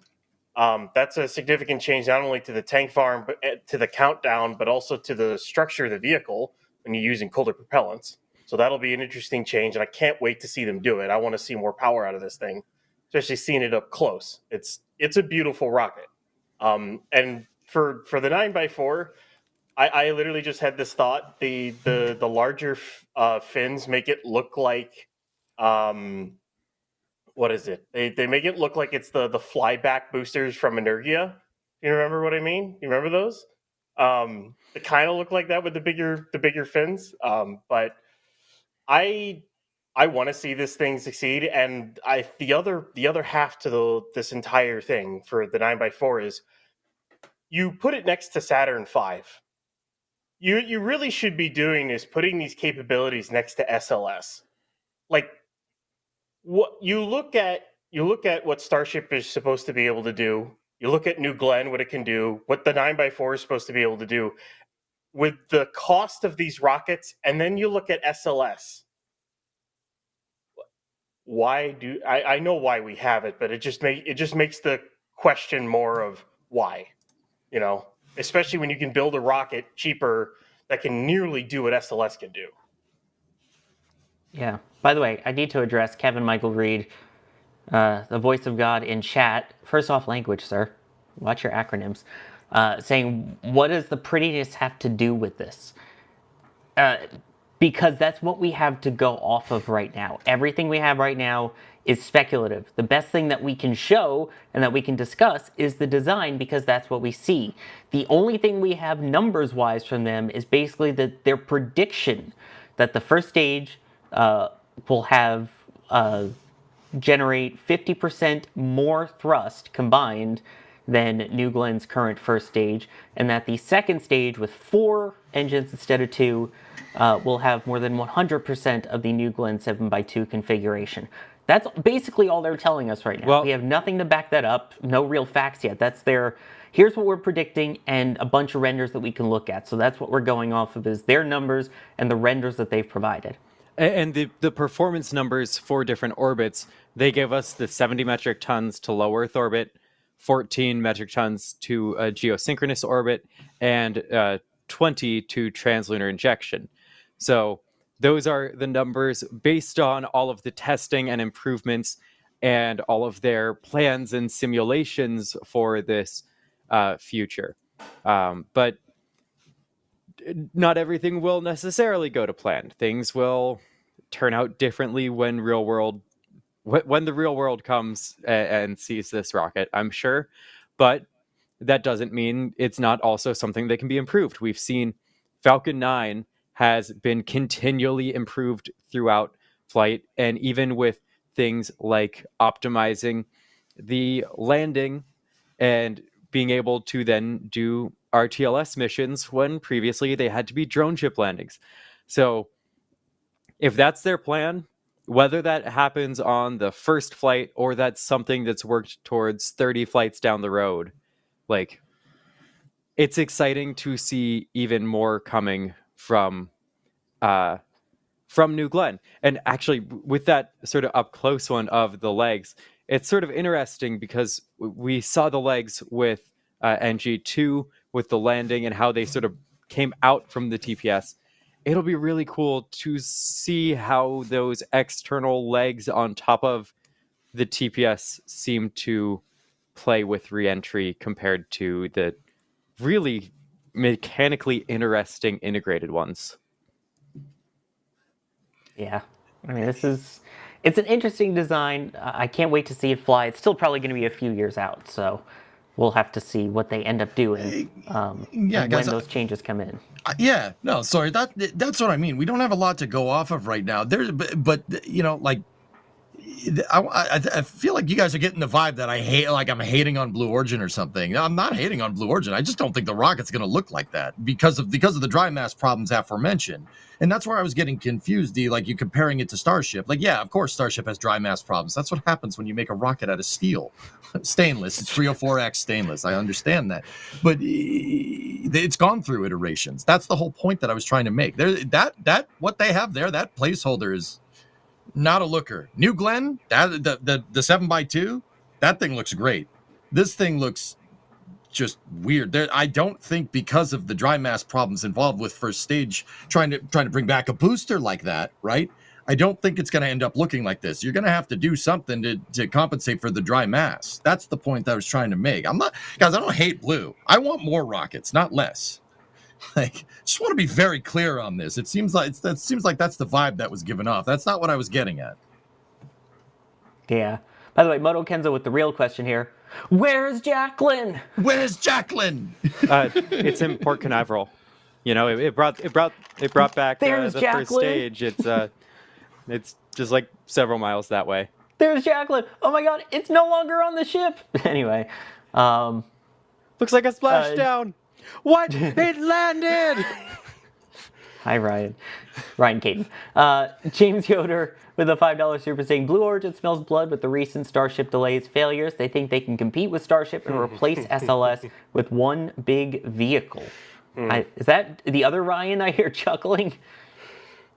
It's a little bit of a chuckle. We'll get to it, though. Yeah.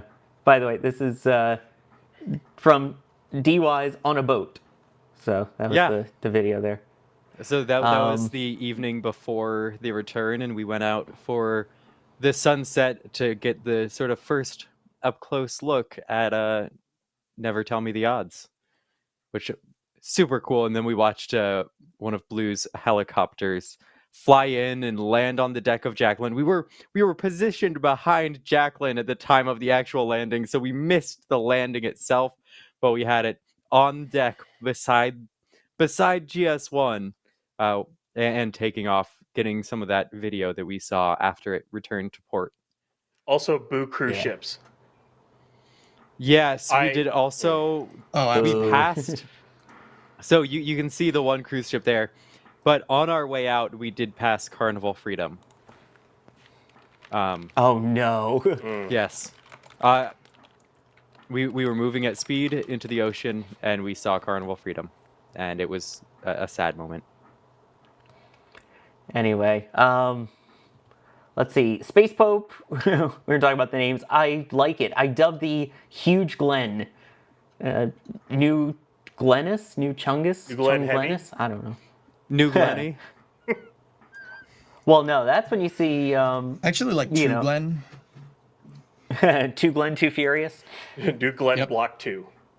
Yeah, I like Block 2. That's not what Blue calls it, but I dude, 9x4 and 7x2. Please come up, please. I'm not going to complain about an accurate and descriptive name.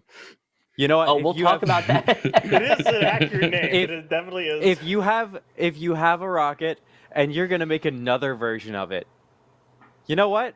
7x2, 9x4, that's pretty self-explanatory. You're not going to confuse it. You can shorten it to just the numbers if you really want to in the context of the conversation. I think the naming here makes perfectly good sense.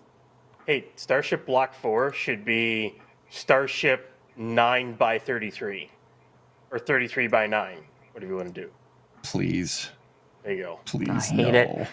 By the way, 63% of the people actually like the design, 30% don't, based off of the poll in chat. The Thick saying it feels very kit bashy with the $5 super chat. Oliver coming in saying, when I see the design of the bigger New Glenn, I have to think of the rocket scene from Austin Powers. No comment. Ethereal Swordsman, the $10 super saying, I like the idea of 9x4. It's cool. please make the tanks a little wider. The engine section is too big for the tanks. There's no way that dry mass optimized at all for how long and skinny it is. I think that's what you were saying, right? Right, EJ? Oh, that's weird. Yeah, Ethereal. Yeah, that sounds similar to what I was talking about. For what it's worth, I also want bigger rockets. I don't hate this. I appreciate that Blue Origin's going to build something bigger. That's super cool. Don't hate that. Don't hate that at all. Don't hate that. The 8.7 meter fairing.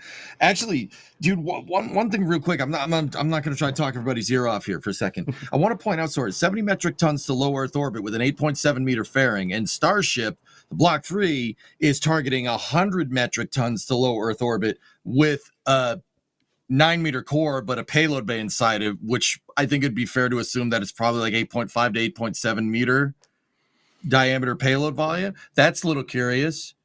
Not the fact that Blue is copying SpaceX or vice versa, but it shows where the commercial market is going.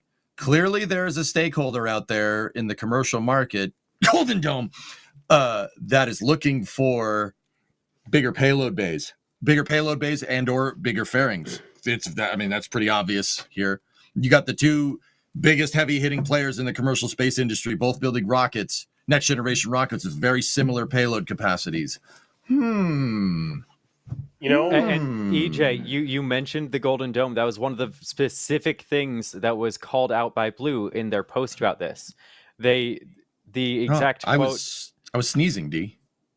Sorry. Of course, I must have been hearing things. But they said that they will launch the 7x2 version alongside it, and the combination of the two will allow them to serve mega constellations, lunar and deep space exploration, and national security imperatives such as Golden Dome. So at least for some time, we can expect comparison, or we can expect the two flying together to meet all those potentially interesting or rather specific requirements that maybe or maybe don't exist. Who knows? I'm good with it, D. Like, bring on the bigger rockets. It's just I very much think that's placeholder. But yeah, I want to see 9B4s light off just as much as the next person. That's pretty awesome. I actually want to see more new Glens at this point. Like, can we launch that more? That's pretty good. Yeah, when you earlier were talking about the design and all that, I was going to say I want to be right next to you during one of these new Glen launches and see what you have to say. I'll nerd out. I'm not, dude. I am no Blue Origin hater. So I've talked about this a lot on the stream on my end. You know, I've talked to you about this too.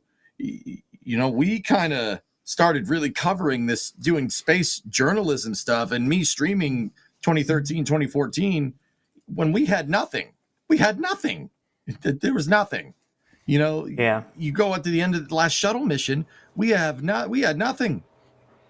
And, you know, we talked about it a little bit earlier in the show. You see, NASA astronauts fly on Soyuz. Soyuz is a fine spacecraft. It's old, but seeing that happen and having no launch capability, and then maybe one Atlas V like every year, you know, that sucked. That sucked. That wasn't fun at all. I will always advocate for more rockets. All right, whether they look goofy or not. You know, like the amount of Atlas flights hasn't really changed over the years, but that's a whole nother story. I knew you were going to say that. It's true. Whoops. But yeah. Did I say that? Sorry, Tori. Atlas is a beautiful rocket. Yeah, he's going to unfollow me now. I know. That silhouette thing you said applies. Atlas, it does. The silhouette on Atlas is... You know what? It's a funny looking fairing, but the 4-meter fairing that we're never going to see again, it's unique. I like that. I like the pointy fairing. It looks wrong. It looks cartoony. I love it. So basically what we're seeing with 9x4, where the size of it doesn't really fit the rocket that it's attached to. It's cool. I like it. Bringing it full circle. Wrecked. The only Atlas V config that I don't like the look of is the N22. I knew you were going to say that. I know you were going to say that. I mean, come on. Like, it's not even, doesn't even have the curve. It just has that, it just stops with the surface module. It's like, what? Okay. Now, you know, I get what you're saying, but also at the same time, this is less looks, more technical. That little cheese grater thing that Starliner has around its service module in the aero skirt is actually a super trick piece of aerospace engineering. That thing is that is some fine aerospace engineering right there. If you know, you know. No, I'm not fine going to elaborate. aerospace engineering attached to cruddy piece of space engineering. Whoa. Hey, that was clearly a launch team optimization. Where the rocket goes or where it comes down is not their department. Okay.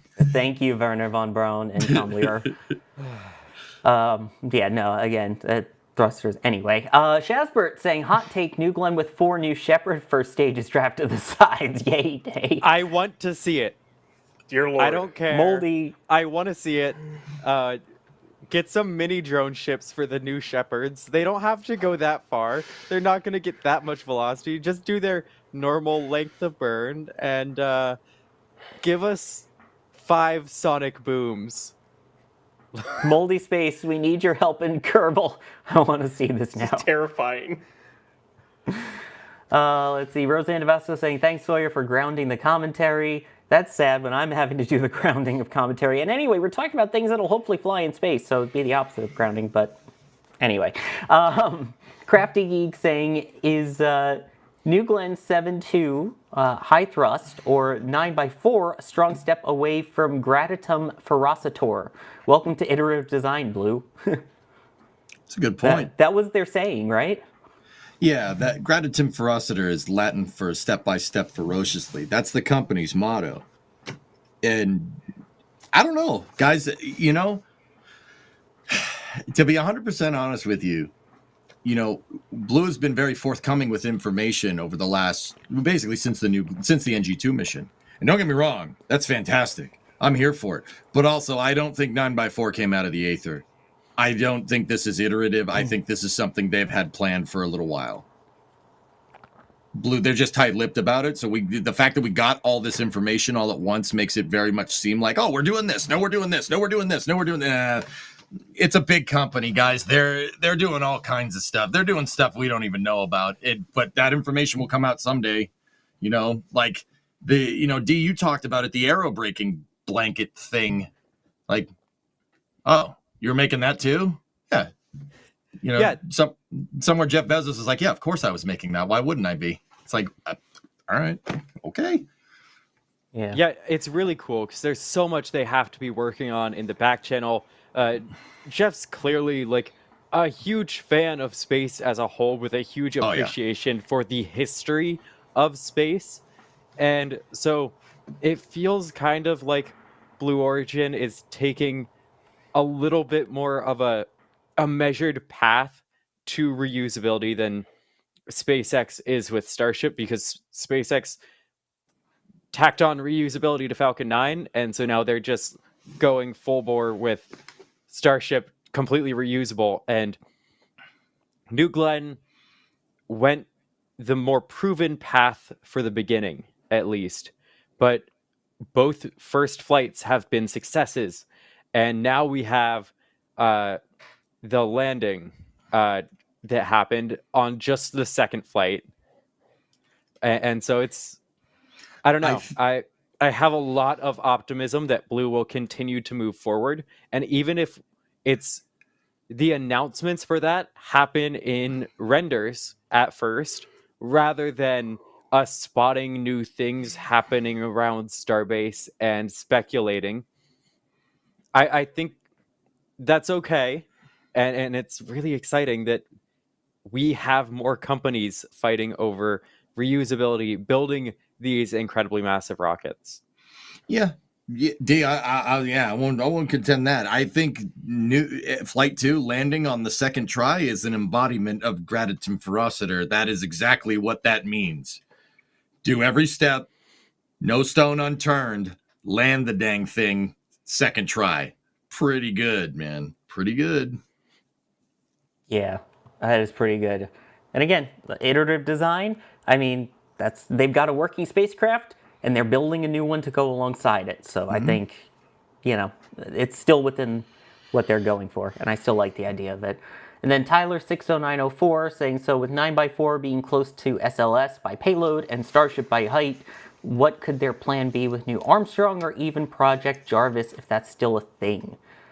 I mean, I feel like this is the priority right now. New Armstrong, if it is anything, would be out way in the distance. So I feel like right now this is the next big thing, is focusing on 9x4. Hot take. I think New Armstrong is on the horizon. It's a lot closer than we think. Ooh. Interesting. I do. I really do. And I'm not just saying that because I think 9x4 looks ridiculous, and it does. And if you think it doesn't, that's weird. No, I'm just kidding. I mean, I am weird. I know that, but Yeah, still. I know. I mean, I'm not. Like, let's be real here. No, I think New Armstrong is on the horizon. It's very clear that Blue wants to introduce a multitude of different types of launch vehicles to do what the company's mission statement is, which is build the road into space and build out ways to live and work in space. All right, if you really want to do that and you want to make that your business strategy, right, that's going to require scale. It's going to require a lot of scale. And 9x4, despite New Glenn just landing on its second flight, and then just them rolling out with 9x4 just all of a sudden, I would contend to say that 9x4 is a stopgap. New Armstrong is coming, just like Falcon Heavy was a stopgap to Starship. I absolutely think that, if they absolutely want to build the road into space, and Jeff Bezos has talked about building O'Neill cylinders in space, which is just a gigantic tube of a space station with trees and stuff on the inside. I don't think that's happening anytime soon. But if you want to kick the ball in that direction, you're going to need to scale. You're going to need to scale fast. I think New Armstrong is a lot closer than we think. That will be interesting to see. And I do want to also mention here from Ethereal Swordsman from earlier with a side note, we now know Stoke's first flight is going to have a customer on board, and it's actually Astroforge, John Sellers' new home. Stoke's going to the asteroid belt on Flight 1 with a customer, which is pretty cool. That is actually super sweet. Yes, Elk. We're happy to see Elk do other cool things. I won't say his name. How did I miss that news this week? It's been such a busy news week with everything happening and everything Blue Origin. Anyway, I interrupted. Not like anything else happened at all, right?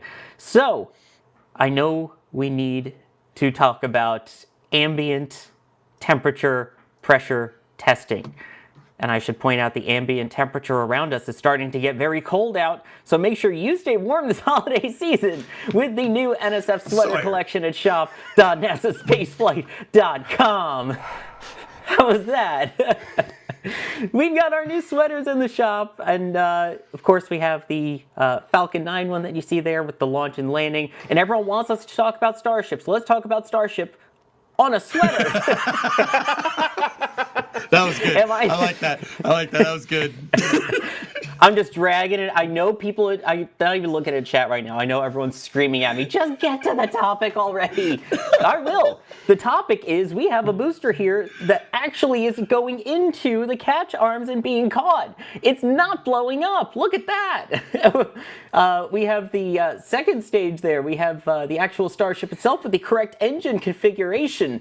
So yeah, make sure your ambient temperature pressure tests stay at ambient temperature wearing these sweaters. And you want to order them much sooner rather than later, because if you want to actually have it in time for Christmas, the sooner you order it, the better. If you want to have it in time before Booster 19 goes in for its testing, you got plenty of time. Too soon? Well, I guess, yeah. Let's get into it here. Put on your booster pajama pants from the shop, and let's talk about Booster 18. Ryan, fill us in here. Let's get into the nitty gritty. So, for those of you who haven't seen already, and I know everyone's been waiting around for it, Booster 18 has suffered an anomaly during what SpaceX called gas pressure system testing, but it's basically an ambient pressure test or ambient temperature pressure test. The ambient pressure test comes from Elon, like way back in the SN4 days. But basically what they do with this test is they load gaseous oxygen and nitrogen into the COPVs and into the tanks to pressurize them and to actuate all the valves, make sure all the lines are still working just fine, make sure all the valves work, because you want to make sure your systems are working fine before you load actual cryo into the vehicle. So, you need to make sure that that works just fine. as you don't want that with actual cryo. Well, it seems like they'd been spending all night doing it or so, and then around 4:04 and 55 seconds or so in the morning, a energetic event occurred where near the bottom of booster 18, you saw a big cloud of gas come out, and it kind of went up the vehicle slightly, and then it kind of went away. Well, what looks like happened, based off pictures from Caesar and a ton of other photographers that are out there, and of course we had some live views from Gage as well, who went out there with a live camera. It looks like the one of the larger chines on the opposite side from the QD, a COPV at the bottom of that chine looks like it blew up, and then it cascaded up the chine, basically causing damage to the tank wall, and then the pressurized tank then blew out. So you kind of had a blow in and then a blow out due to the pressure inside the tank, and the LOX tank ripped open. Now, I never know, some of you may be asking is, how is the booster still standing? Well, I think it's two factors. One is the awesome new transfer tube that they have that is nearly the size of a Falcon 9 sitting inside that LOX tank. And then there's also that smaller tank that's that landing tank, or I like to call it the stupid tank, but it has braces that's holding on to the side of the tank wall, and that coupled to the transfer tube is probably what's keeping the booster from tipping over. Which, while I guess it's a good thing the booster hasn't tipped over, it's also a bad thing because it makes it really hard for SpaceX to try to safe this thing. Really, really hard to. And as we have seen, they are going to try to hook up their Block 3 or V3 booster load spreader up to the top of it and try to stabilize it. What they try to do after that is anyone's guess. But that's kind of where the situation is right now. We probably will see them hook that up tomorrow. But Booster 18 is no longer a vehicle, and SpaceX doesn't have a single flight-ready booster built at all. So, if it's being held up by the downcomer, is this one actually an upholder? Oh, There you go. I'm sorry, I had to. Yeah, I get that on that. I appreciate it. That's Pun all I token had to awarded. say. I'll pass it back over. I had to hop in with that. So this is a live look, by the way, from our Rocket Ranch. From Rocket Ranch out there, kind enough to let us put a camera up to see this. Great place to also watch a launch whenever those come back. I guess it's important to remember because, talking about the implosion, explode, whatever it is, there was no propellant on board. There are no engines on board. So basically, this was just air. And it seems like another COPV issue here with just air. No propellant, no cryo, air. Am I understanding that right? Yeah, no cryo. It's just basically oxygen and nitrogen. There's no cryogenic fluids on board.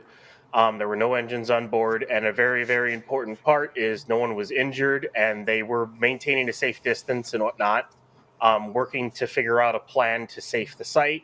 It looks like the booster load spreader and I think one of the windy lifts basically went into Massey's.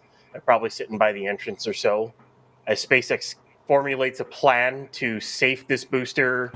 And I think they're going to hook it up to the crane, and then they're going to start cutting it, basically, and then they'll try to tip over what's left or something along those lines. There's like you're not salvaging any of this. I know people have gone, well, cut off the methane tank and stick it. No, they're not going to do that. Just build booster 19. Just build that booster. You're asking a lot to take a torch and cut a bunch of steel and try to re-weld it, and tolerances for a flight vehicle, that's asking a lot to do. But the very important thing is no one was hurt, and SpaceX is going to try to figure this thing out. Now, the other side to this, and people I know will always go, oh, it's another COPV again, and that's about the only way the damage to the tank could have been done. The thing is we don't know why the COPV could have burst. There's any number of reasons. It could have been like Ship 36. It could have been one of the steel pressure lines near it bursted and then damaged the COPV, and it caused a cascade reaction. It could have been a weld line on the booster itself that punctured the COPV, but that's kind of a weird thing. We just kind of have to wait to hear from SpaceX what actually happened, because we can only really speculate what happened. But overall, if it really was a COPV, that's 0 for 4 on COPVs for SpaceX. You're talking, is it Sierra 7, Amos 6, Ship 36, and Booster 18. It's not good luck. We'll just go with that. So to hop in with a slightly positive side, Sawyer, you were talking with this a little bit. Obviously, this isn't a good thing. Like, this is a setback. It will delay things. They've got a whole nother booster to build here. But the fact that there weren't 30 plus Raptor engines on here is a really good thing for the timeline. I think we've seen up to number 67 or 68 of the Raptor 3. I'm getting a couple different numbers, but we've seen up to less than 70 Raptor 3 engines. So that doesn't fill out all that many boosters. So at least those weren't damaged. The ones that were destined for Booster 18 could instead go to Booster 19. So that's a pretty good... That's like the good part, in addition to, of course, nobody getting hurt. That's what's most important here. So we'll wait and see about the timeline. And then EJ, I think you had something to say there. Sorry. I was going to say 0 for 4, Ryan. I mean, haven't they launched like Falcon 9 like 550 times? What did those have them? What did those have in them? Hopes and dreams? Sure. No, dude, I do agree. I think it's the COPV. That shine is gone. There's nothing left. If the tank depressurized, you'd see like charred pieces of it everywhere, dude. It's gone, and the COPVs are gone. They're confetti. Yeah, it popped. Confetti, man. You're not wrong, dude. That's Ryan, do you know if SpaceX outsources their COPVs, or do they make them in-house? I don't remember what company it is, but they do outsource them. Making your own COPVs is not easy. No, it's tough. Yeah, for sure. It's not a simple process to do stuff like. There's a reason why there's a lot of companies even outsource their fairings. It's one of those things that where like SpaceX and Blue Origin make their own fairings, because composites can get tricky because of the tooling and whatnot that is required in order to make them. There are certain companies that make composite overwrap pressure vessels, and it's basically just carbon fiber, constantly wrapped carbon fiber, and they're made for a ton of different applications. I mean, they're even made for Crew O2 oxygen bottles for aircraft. There are tons of applications for them, and why it failed, it's a question mark. We don't know why. But it did, and that's the thing that stinks the most. I know SpaceX definitely was hoping to get Block 3 off to a good start, and to have it fail on a pressure test, just a gas pressure test, it's got to sting. But as we know with SpaceX, they will investigate it, they will find the problem, they will build the next vehicle and move on. They'll move on, and we'll get to Flight 12. This isn't game over, not even remotely. It just stings. Yeah. I do want to hit something here in regards to the COPVs. First off, Z30 Hungry came in with the super chat, but also just had a great comment in chat saying 18 times 2, 36. Interesting. Yeah. Booster 18, Ship 36. Coincidence? Yes. But they did come up with a super chat earlier asking, is there like a broken COPV pressure sensor or something at Massey's? Because like all recent V2 flights that were successful didn't involve Massey's. So I guess that's worth noting, because there was also a question of, was there any damage to the new booster thrust simulator that B-18 was sitting on? Massey's has gotten the brunt of it. How come we didn't see this anywhere else? Well, what's funny is they all still use Massey's as well. You got to remember, Ship 37 and Ship 38 did their cryos at Massey's. They didn't static fire Massey's, but they did their cryo test with the ship thrust sim. So it's not like they didn't go there. It is kind of interesting, though, that both failures have happened in Massey's. They've happened in pre-launch testing, which I will say this for this booster is it's a good thing this happened now and not during a 33 engine static fire attempt on the new pad. That new pad probably could have taken the explosion, but that's still not something you want to happen. But yeah, it is a little weird. You look at all the possible failure modes. They could have had an overpressure from the GSE. It's possible they could have had a sensor fail and they overpressured. They put too much pressure through the line and it burst the COPV, and then that cascaded along a chine. But then you also wonder, well, would that have ruptured the lines that are around the bottom of the aft right there, or would it have done more to other COPVs? The problem is we don't know specifically which COPVs. We know some of them based off the piping, but not all of them that are all in the chines. You just kind of have to wait for SpaceX to tell us. Yeah. You think we're ever gonna know? They ain't gonna tell us, man. Or at least maybe they'll give us a hint. I don't know. Well, something. Do you think they'll post a blog update about it? Because I mean, they've been doing that recently. Of hey, here's the findings that we found. Yeah. They've been surprisingly more in depth than I thought they would be. I'll word it that way. In their updates, it's like after 36.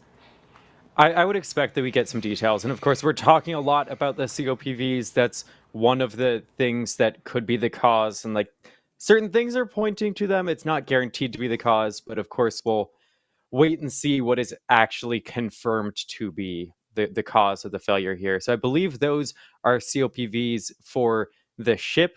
But they should be roughly the same for the boosters. And COPV is composite overwrap pressure vessel, so they're meant to hold a very high pressure. They're normally like carbon fiber mixed with I don't know if it's an epoxy but another filler and bonding agent with layers of carbon fiber. Yeah, and sorry if you hear the noise. Jake is making noise in the background. Apologies if you can hear that. Go ahead, Ryan. I was gonna say I will say we don't know what the root cause is, the root cause of the actual failure, but I am pretty certain to say that a COPV blew up, at least one or a few, because you can see on the other three chines, the COPVs are still there. They're still there on most of them. On the one chine that blew up, the COPVs don't exist anymore. They were turned into confetti. So the only way that happens is if they blow up. So something caused them to do that, but we don't know what. So we just don't know the root cause is the main thing on this. And then and I know everyone's going to ask the question, well, how much of a setback would this be? Well, if you take away the weight for the aft for booster 18, because it was the first Block 3 booster and everything like that, it took them about 2 months to go from the start of stacking of the booster to being over at Massey's to test. Well, so then you factored it in for booster 19, unless they're able to make it faster. That means booster 19 would be ready for cryo, assuming they started right away by the end of January. And then you still need to commission pad 2, because you don't have a booster to do that anymore on, unless they come up with like a way to modify 18.1, which is the aft test tank, with actual QDs to maybe test the QDs over at pad 2. But there's a lot of now open-ended questions, and I wouldn't be surprised if this delays it 3 months. 4? I wouldn't be surprised if it delays it till June. Because they can't test a lot. There's not all of a sudden they can't test the Block 3 booster. They can't test the pad. They can't static fire. They can't do any of that. They can't do a wet dress rehearsal. They can't do anything. They have no vehicle to do any of the initial testing that they wanted to do with, and not only that, they got to investigate it and figure out what happened. Well, here's a question that I keep seeing pop up. I saw Crafty Geek asking it, Six String Simpleton, a bunch of them. Have any Booster 19 rings been spotted yet? And what is the build state of Booster 19, given that 18, it seems like, isn't going to be doing the rest of the flying here? Well, we have spotted ring sections for Booster 19. We know they're in the factory. but as of right now, stacking has not started. The first sign of that would be the common dome section, and then the first 4-ring LOX tank section going into Mega Bay 1, so they can start the stacking. Until we see that, Booster 19 is in sections in Star Factory, and that's where it is until they start. So they haven't started stacking yet, but we definitely have seen ring sections for it. Did you really think June? Really? Yeah, that's an interesting number. Yeah. Really? Really? Yep. All right, can we let's mark this as a Ryan bet. I believe I put you on the spot during the rollout stream with your thoughts for the first launch and how its outcome would be. Do you think the first launch will do better now that this one has failed during early testing, or are you still super negative about the first Block 3 launch as well? Maybe finding this failure mode will make it more likely to succeed. I don't know. That's the thing is now they have more time to test all their test tanks. There you go. They can test the B18.1 to the Hertz content even more than they already have. They can test 18.3 to the Hertz content more than they have. And of course, there is 39.1, which is the new ship aft test tank, so they can test the new design of the ship aft. That is taking up the ship cryo stand from 39. So 39 can't do its cryo testing until they're done with 39.1. So that's delayed because I don't know why, but 18.1 is really taking a long time to get out of that cage. It's been in there since May. It's kind of odd. Chat, everyone is rebelling in chat, including Kevin Michael Reed. I want to hear your dates then, chat. When do you think we'll see this? Can I rebel on stream? Because I think June is incredibly pessimistic. Like, please do. Let's hear. I want to hear everyone's thoughts on this. Yeah, I mean, we saw with ship 36, it had certain advantages with the next ship being ready, which that can't be understated. But the idea that we're gonna have 5 months of delays from a booster failure that didn't cause massive damage to a test site, I see that as incredibly pessimistic. So I'd need to look at the actual timeline for how long it took for Booster 18 to get stacked and ready for this testing to have a better idea. But June feels incredibly pessimistic. March, April, maybe. I'll remain positive, but really, June? You actually think we're going to be in June? We're not going to get anything until next summer. Okay.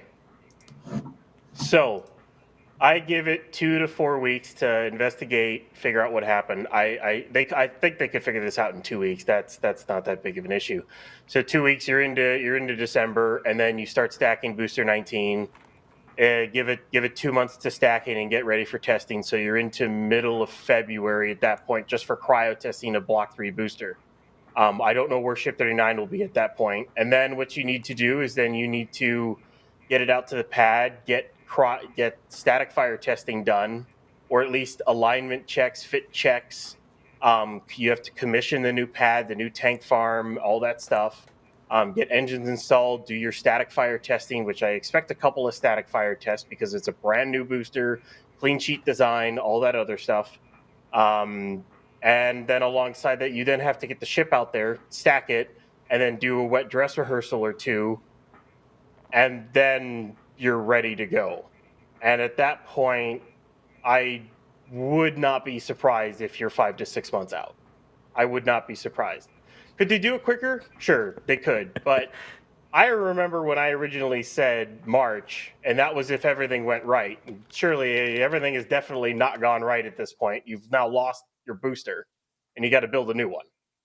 So that's just me. By the way, I love the options in the poll. Flight 12 is now February, March, April, or Weber.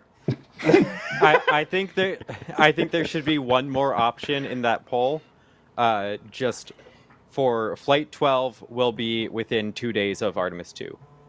Oh, I will get behind that 100%. It's a scary, scary conflict that I really don't want to happen because I need to be at both of those. No, just split yourself in half or clone yourself. It's fine. And that's also assuming they won't just continue stacking the booster for the time being as they search for a root cause. What, like, are they going to have their employees doing nothing? I don't think that's likely.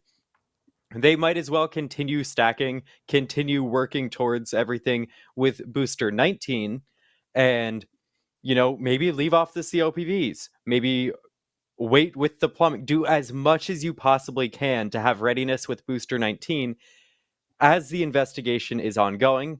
Once a root cause gets found, who knows? Maybe it is a testing failure. In the event that it's a testing failure or something in that regard, then they've got booster 19 more ready. I feel like they will keep moving ahead during this investigation to be as ready to be launching Block 3 as soon as possible as they can be. EJ, I'm interested in your thoughts on this. You've gone a little quiet here on the timeline. What do you think? And I'll give my opinion after. Oh, people! You know what? I already pissed off a bunch of people with saying 9x4 looks ridiculous. I'll be that guy. I think 19 is gonna be ready by Christmas. What? Yep, I'll be that guy. Okay, let me specify. 19 or Flight 12? Oh no, Flight 12. Flight 12 is probably February or March. No. Okay, that's why I wanted to check. Yeah, no. That's no. I'm a little crazy, but I'm not that crazy. No, I think that booster 19. We know that the parts are there, and they are. I firmly believe, like Ryan, you cited a 2-month time on getting booster 18 put together, but that was the first one. You got to come up with a processing flow. But for putting these things together, Block 3 might as well be a clean sheet design. It bears no resemblance except being tube-like to. It's 9 meters. Yeah, steel. exactly, dude. There's no interchangeable parts on this thing. It might as well be a clean sheet design. You're gonna have to figure out a new processing flow for putting that dang thing together. In Booster 18, I think the reason why it took 2 months is because they were figuring that out as they were going. That and 18.2 was doing whatever it was doing in the birdcage, whatever it's still doing in the birdcage, right? I think that even if 18 is going for cryo, like 18, even if 18 didn't pop, right? They were already going to put 19 together. It's just it would have just be the next booster up. SpaceX has to get their flight cadence up. They have to. You cannot keep having stuff pop on the test stand. You need to move people to the moon in 2027. 2027 for us mere mortals is 2 years away. I had to do the math. I'm sorry. It's bad. It's 2 years away. In space flight, times, that's next week. It might as well be next week. What's up? 2027 is a year, a month, and 10 days away. Yeah, it's. Yeah. We're scary close to 1 year away from 2027. You know what, D? That just proves what I'm saying even more.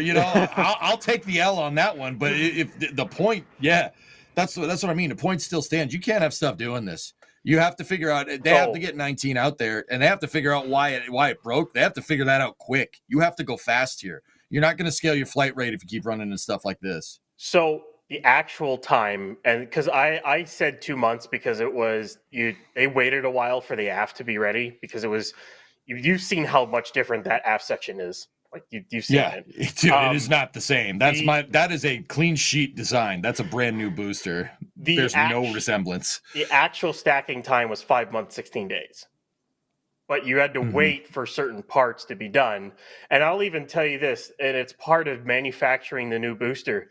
If you go look at the top of Booster 18, where the grid fin sockets are, you will see a bunch of grinded off areas.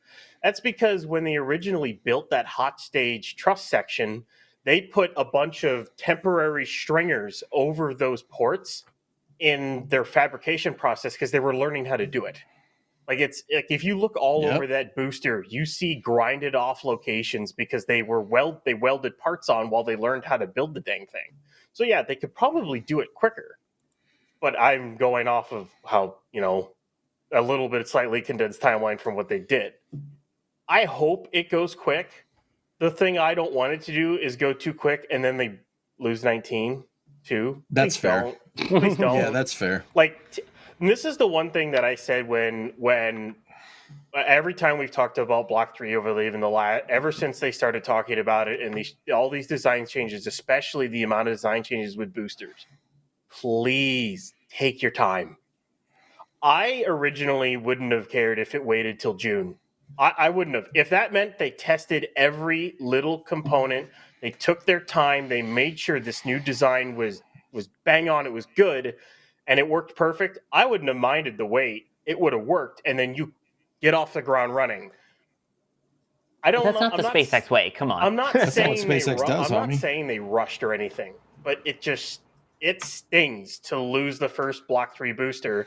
And honestly, this is the other part of this. This is the first time they've ever lost a booster in testing, early testing. If you think about it, they never tested BN1. Booster 3 did its cryo plus its static fire. Booster 4 did a bunch of cryos. Booster 7 they nearly lost when they collapsed the transfer tube, but repaired it. And then 9, 10, 11, 12, 13, 14, 15, and 16, and 17 all completed multiple tests without ever failing. So it is kind of an anomaly. We hadn't lost a booster before. So it's kind of a new thing for the program. Everything has been ship. Now booster. I mean, things happen. That's the kind of sticky thing too. Things happen, and well, I don't know if it was due to have a failure. I don't know if that's. I don't think that's a thing, but it did. So I think we have a special guest with a question that they want to ask you, Ryan. Where's Ryan? Where is Ryan? So I have a question for Ryan. So between the first and second Block 2 ship, what was the difference in build time? Because we're talking about the first and second Block 3 boosters. Now, I know it's different because the first Block 3 booster unboosted. But like, how did that compare? the first and second Block 2 ships, they were actually all the Block 2 ships were around 5 months from the start of stacking to flight. Just about all of them were within the 5 to 6 month range. It never really changed much. So the question becomes is how does that change with booster? I don't know.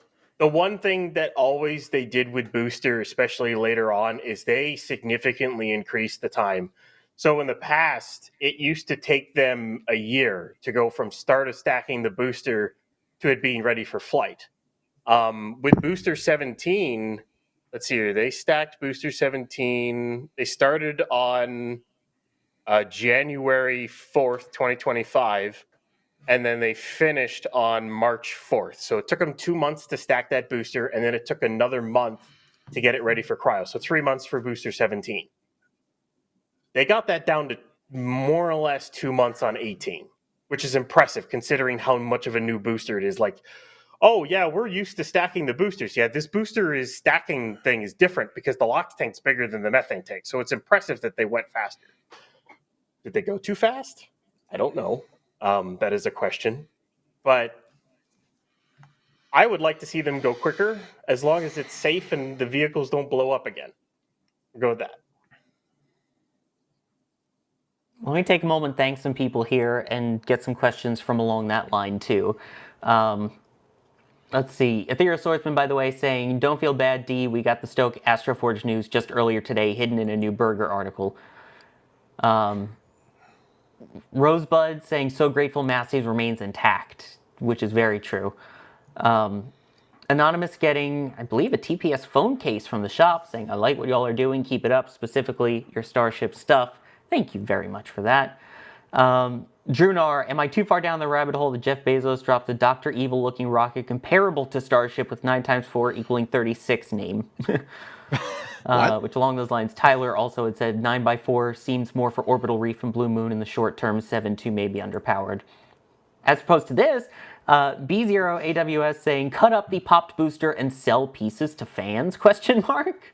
I'll take it. So what do they do now with Booster 18? That's my question. We have it there. Like you mentioned, Booster 7 had its anomaly during testing, and they were able to repair it and actually fly it.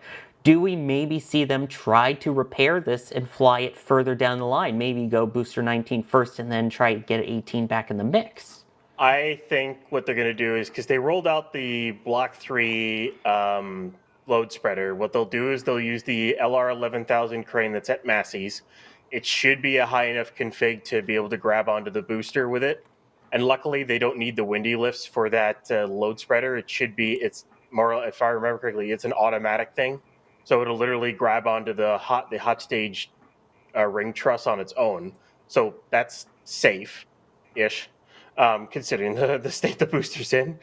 And then, honestly, I think their best play is to try to erect some sort of scaffolding or just take two windy lifts and hand cut with torches the methane tank off the top of the booster, set it down, and then find a way to grab a load spread. And then if they think it's structurally sound to do it, they could try to roll the stand with the LOX tank somewhere, or you just have to grab onto the common dome area with another load spreader and then try to cut pieces off, or you just tip it over.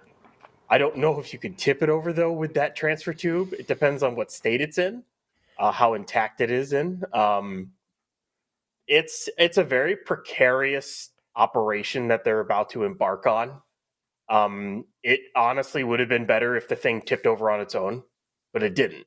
So it's a very dangerous situation, and I hope SpaceX really takes their time, gets this done right.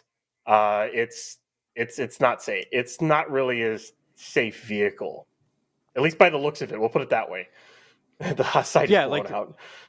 You wouldn't want to be around it right now, but with that said, they're clearly figuring out the steps to bring it down in a safe manner. They're not going to put people just standing there when they don't have an understanding of how strong it still is, what could happen. Like they're going to keep people back and at a safe distance until they have it on the ground to be transported. With that said, as far as souvenirs, I think any of us would so gladly take a piece or all of it. Not that we necessarily have room for all of it, but maybe they want to just drop it off at River. I'm sure we'd take it. Yeah. Cut the methane tank off and drop it off at River, and we'll use it as a space to sit in. Well, it's got a lot of room. It's 9-meter wide tank. It's at least a decent amount of room in there. Address to John Galloway, 1 NSF Way, Starbase, Texas. It might get a little bit warm in the summer, though. That stainless steel under the sun, I feel like that would heat up a lot to be a comfortable living area. I know how hot the container gets. Yeah, I don't want to be in that. I mean, install air conditioning. That's HVAC, the electric bill. Solar. We can just use solar. Somewhere. Dawes is like, I just picture Dawes in my mind just sitting down eating dinner and just going,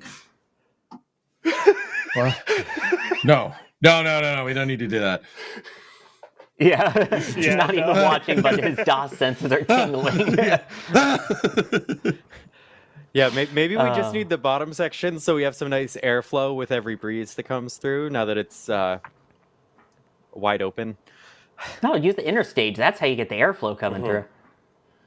For the hot stage ring, flip it upside down, lift it a little bit, use it as a canopy. I'm in. I like this idea. Just look how just use the top of the dome, get the airflow coming through the hot stage ring, and boom. I mean, SpaceX has a table made out of a grid fin at Hawthorne. I mean, it wouldn't be the first time they've used various rocket hardware for various canopies. So, and with it being upside down like that, you have the top of the dome that could be used to collect water out there. We could use that to clean all the solar panels without having to truck out our water quite as much. I think this is a great plan. I see no flaws with it. There we go. You know how to find us. Next chat goal, the 10 blue super chats means we get to use a canopy for our Starbase stuff. Oh boy. Every time I look at pictures of that tank blowout, I am just amazed that it is not tipped over. Seriously, every time I'm like, how is that thing still upright? Like that is like you have to realize how big this booster is. It's a 70-meter tall booster, 9 meters wide. You know how big that hole is in that tank?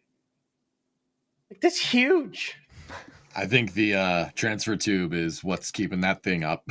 The upholder, yeah. Yeah, The upholder. yes, yeah, precisely. D. Yes. Yep. In I mean, I guess that speaks to the build quality on that part at least, and again, that's something that SpaceX built themselves. As we mentioned earlier, they don't themselves currently build the COPVs. At the rate that these explosions are going, do you think maybe they get into their manufacturing game? Because right now I believe Luxfer is the company that makes their COPVs. I don't. Go ahead, Ryan. You say. I'm curious. It's like there's going to be a decent investigation into what happened here, and I wish SpaceX would tell us exactly what happened, like down to the millisecond, because they'll have it via sensors and cameras.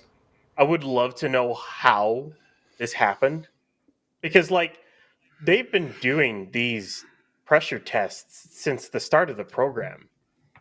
And I'll add this hilarious part to the thing. We go all the way back to the beginning of the program. This is the shortest test campaign of any vehicle in the history of the Starship program. It was literally rolled out to Massey's not 24 hours before this accident happened. Maybe 26 hours. Like, it's the quickest from build to scrap, too, I guess. But it just kind of it just kind of stinks. I think that's really the biggest point out of this whole thing. It really stinks to see this damage, to see this booster like this. I was really hoping to see it get full of cryo.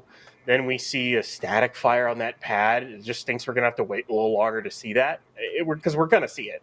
That's just that. But man, it just kind of puts that bad taste in your mouth. It just stings to see it. Two questions. Is it possible that it wasn't the COPV? Second question, where was the ULA sniper? Well, on the note of it maybe not being COPVs, I've seen a couple people mentioning how the steel is blown outward. So do we want to talk maybe about how a COPV rupture could cause some of the steel to be pushed outward rather than it caving inwards? Yeah, I can speak to that. Yeah. Sure. Go for it, EJ. So yeah. If a COPV popped, right, it's basically like a hand grenade going off. Composite overwrap pressure vessels, in just anything that's carbon composite, it shatters. It shatters like glass. Metal tears, all right? And there's something to be said there. Like, if you think about that for a second. So obviously from how the depressurization went from the footage that, our cameras got, it's definitely at the base of the vehicle. And if a COPV popped down there, it's very clear, like, that it started down there and then it went up the side of the booster. And that's what I mean about carbon fibers shattering versus metal tearing, right? If one of those went off, it'd be like a hand grenade going off. And if the tank is pressurized, it's going to blow inward initially, and then the tank depressurization is going to unzip the tank. It's going to basically tear up the side of the tank wall like tearing a piece of paper, right? And it's going to blow out, which seems to be very consistent with what we saw. I mean, I'd be curious to see, like, if we ever get to see this booster moved or anything, if, like, down the bottom there is an inward blown metal, maybe. But it seems very clear, like, that the COPV is just shattered into a bajillion pieces. Like I said, it's like if that thing goes all at once, it's like a hand grenade going off. There's no like partial failure of a COPV. We're like, oh, we cracked the end open. If it goes off, you've seen from other RUDs, they shoot off like fireworks, right? If you get total overpressurization failure, if it's not like it's going to crack and maybe leak a little bit, boom, hand grenade. So, the COPV exploded, punctured the main tank, and then the main tank blew out. And any parts of the Starship that was blown in from the COPV would have immediately gotten blown right back out. That's why we don't see any. That's why you see everything just kind of out, and the metal seems to have torn right up the line of the chine that seems to be in pieces in the river, and some of it's like over there, some of it's by some testing equipment.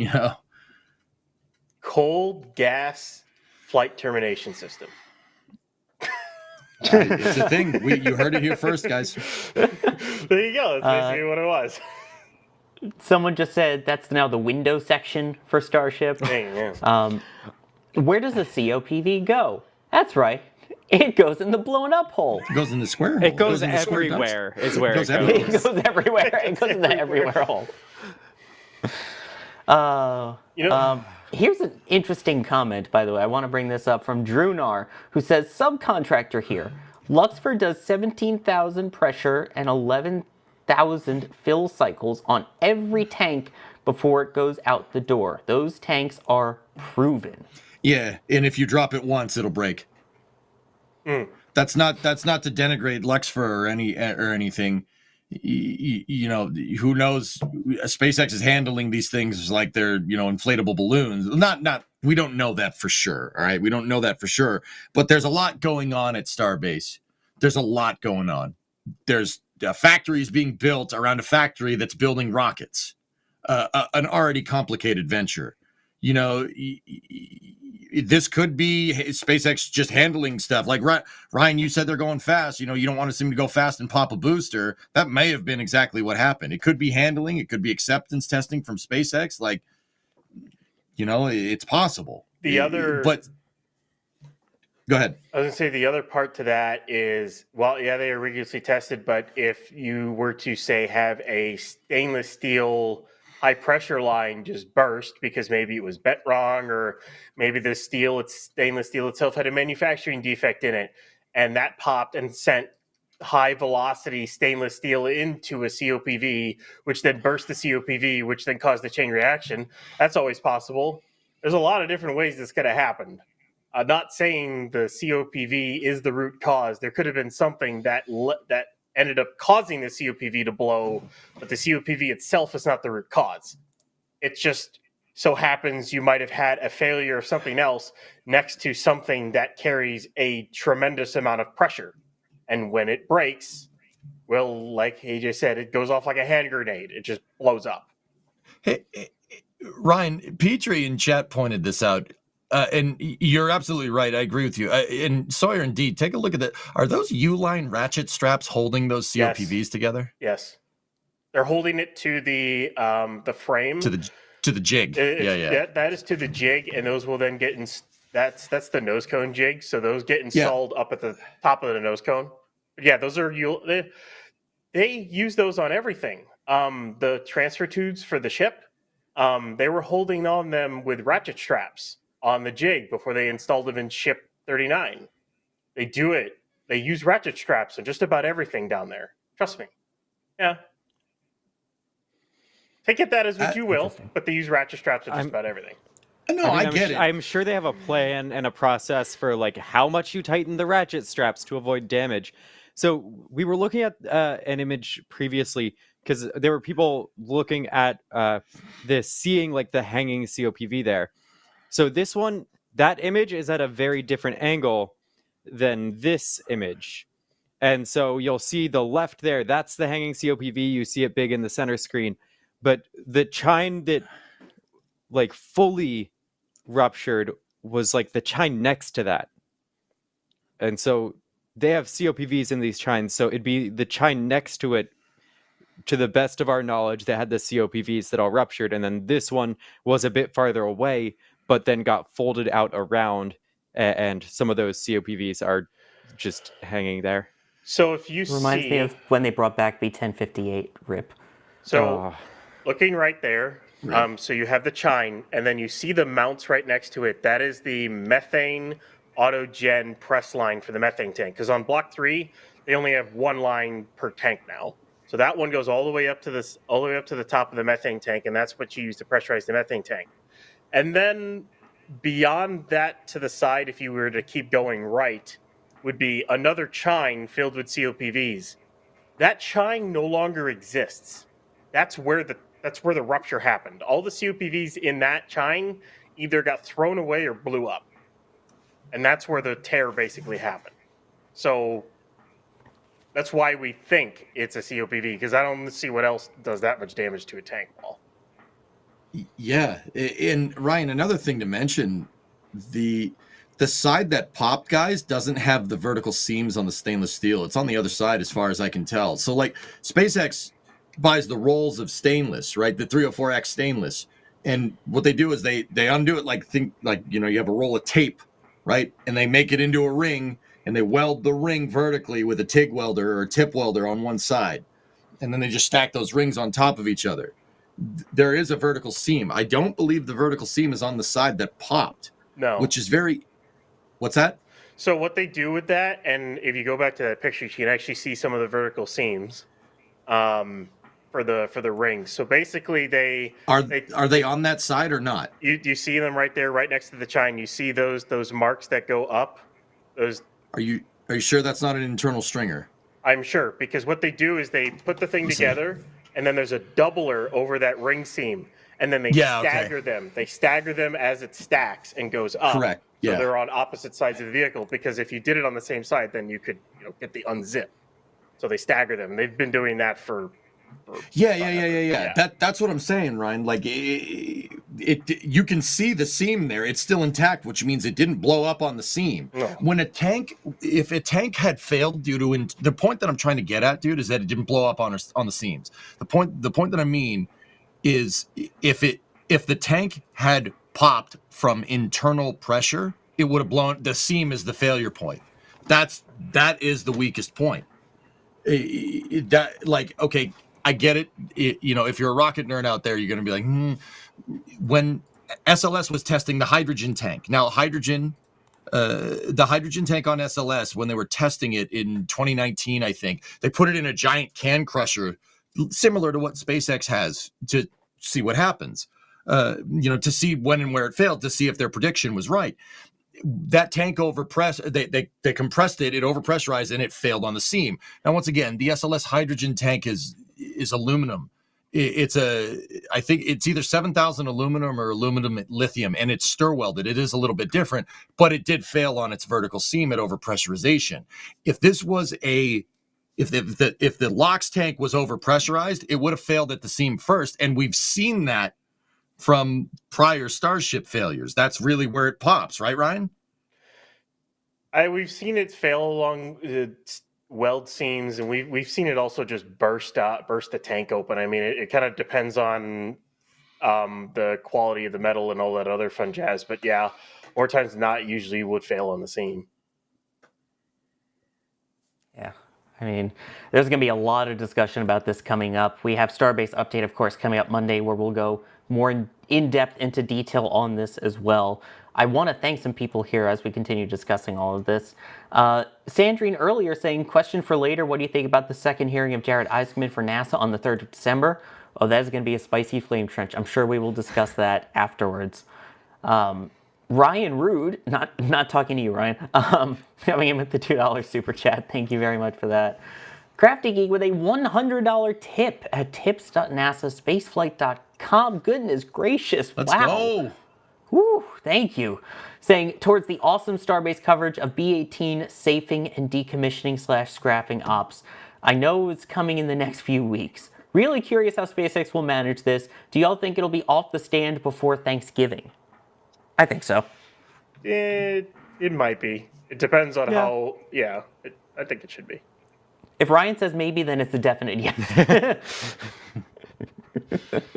But we shall see. Tyler coming in with a good quip here. This new termination system works better than Flight 1. But most of the really vehicle's does. still intact. It's true. So, It's not wrong. Why put the FTS on the rocket body itself? Just put it on a COPV. Then you're good. Everything will work fine. It's an extra. Best part is no part.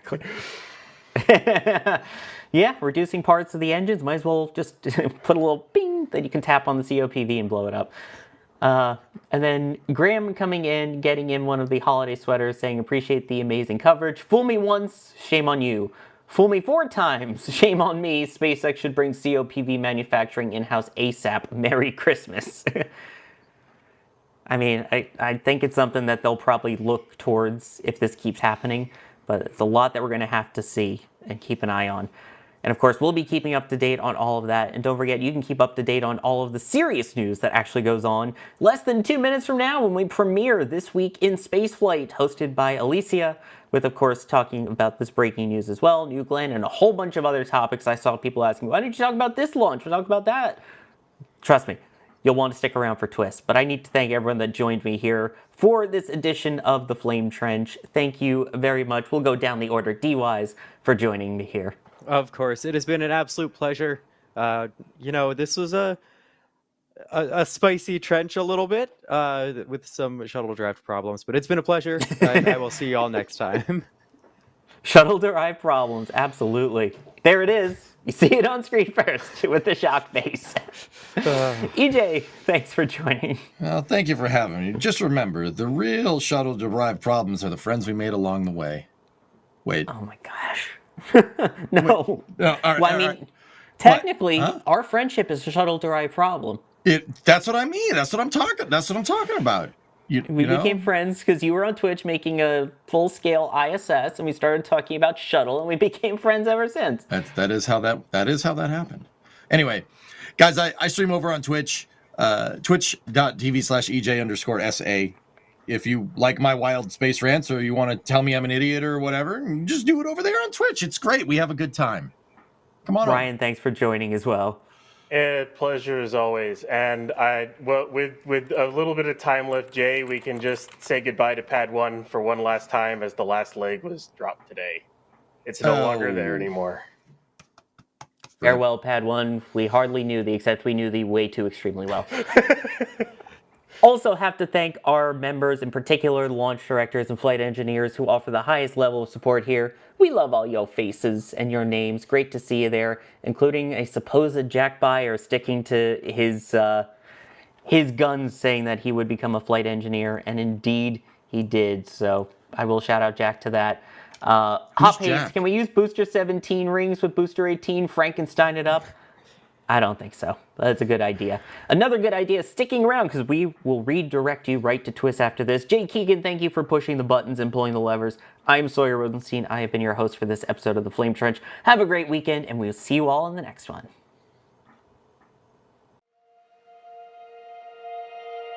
And here we go.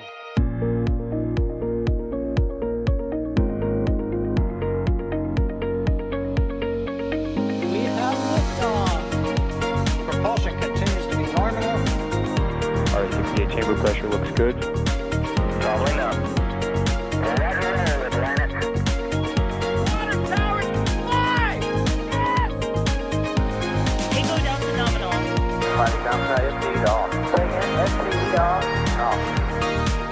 It's orange! Orange 25. Oh my god! Oh my god! Decollage. What is it? Put that in the big bag, Eagle. 343 unfolds to go. Indeed.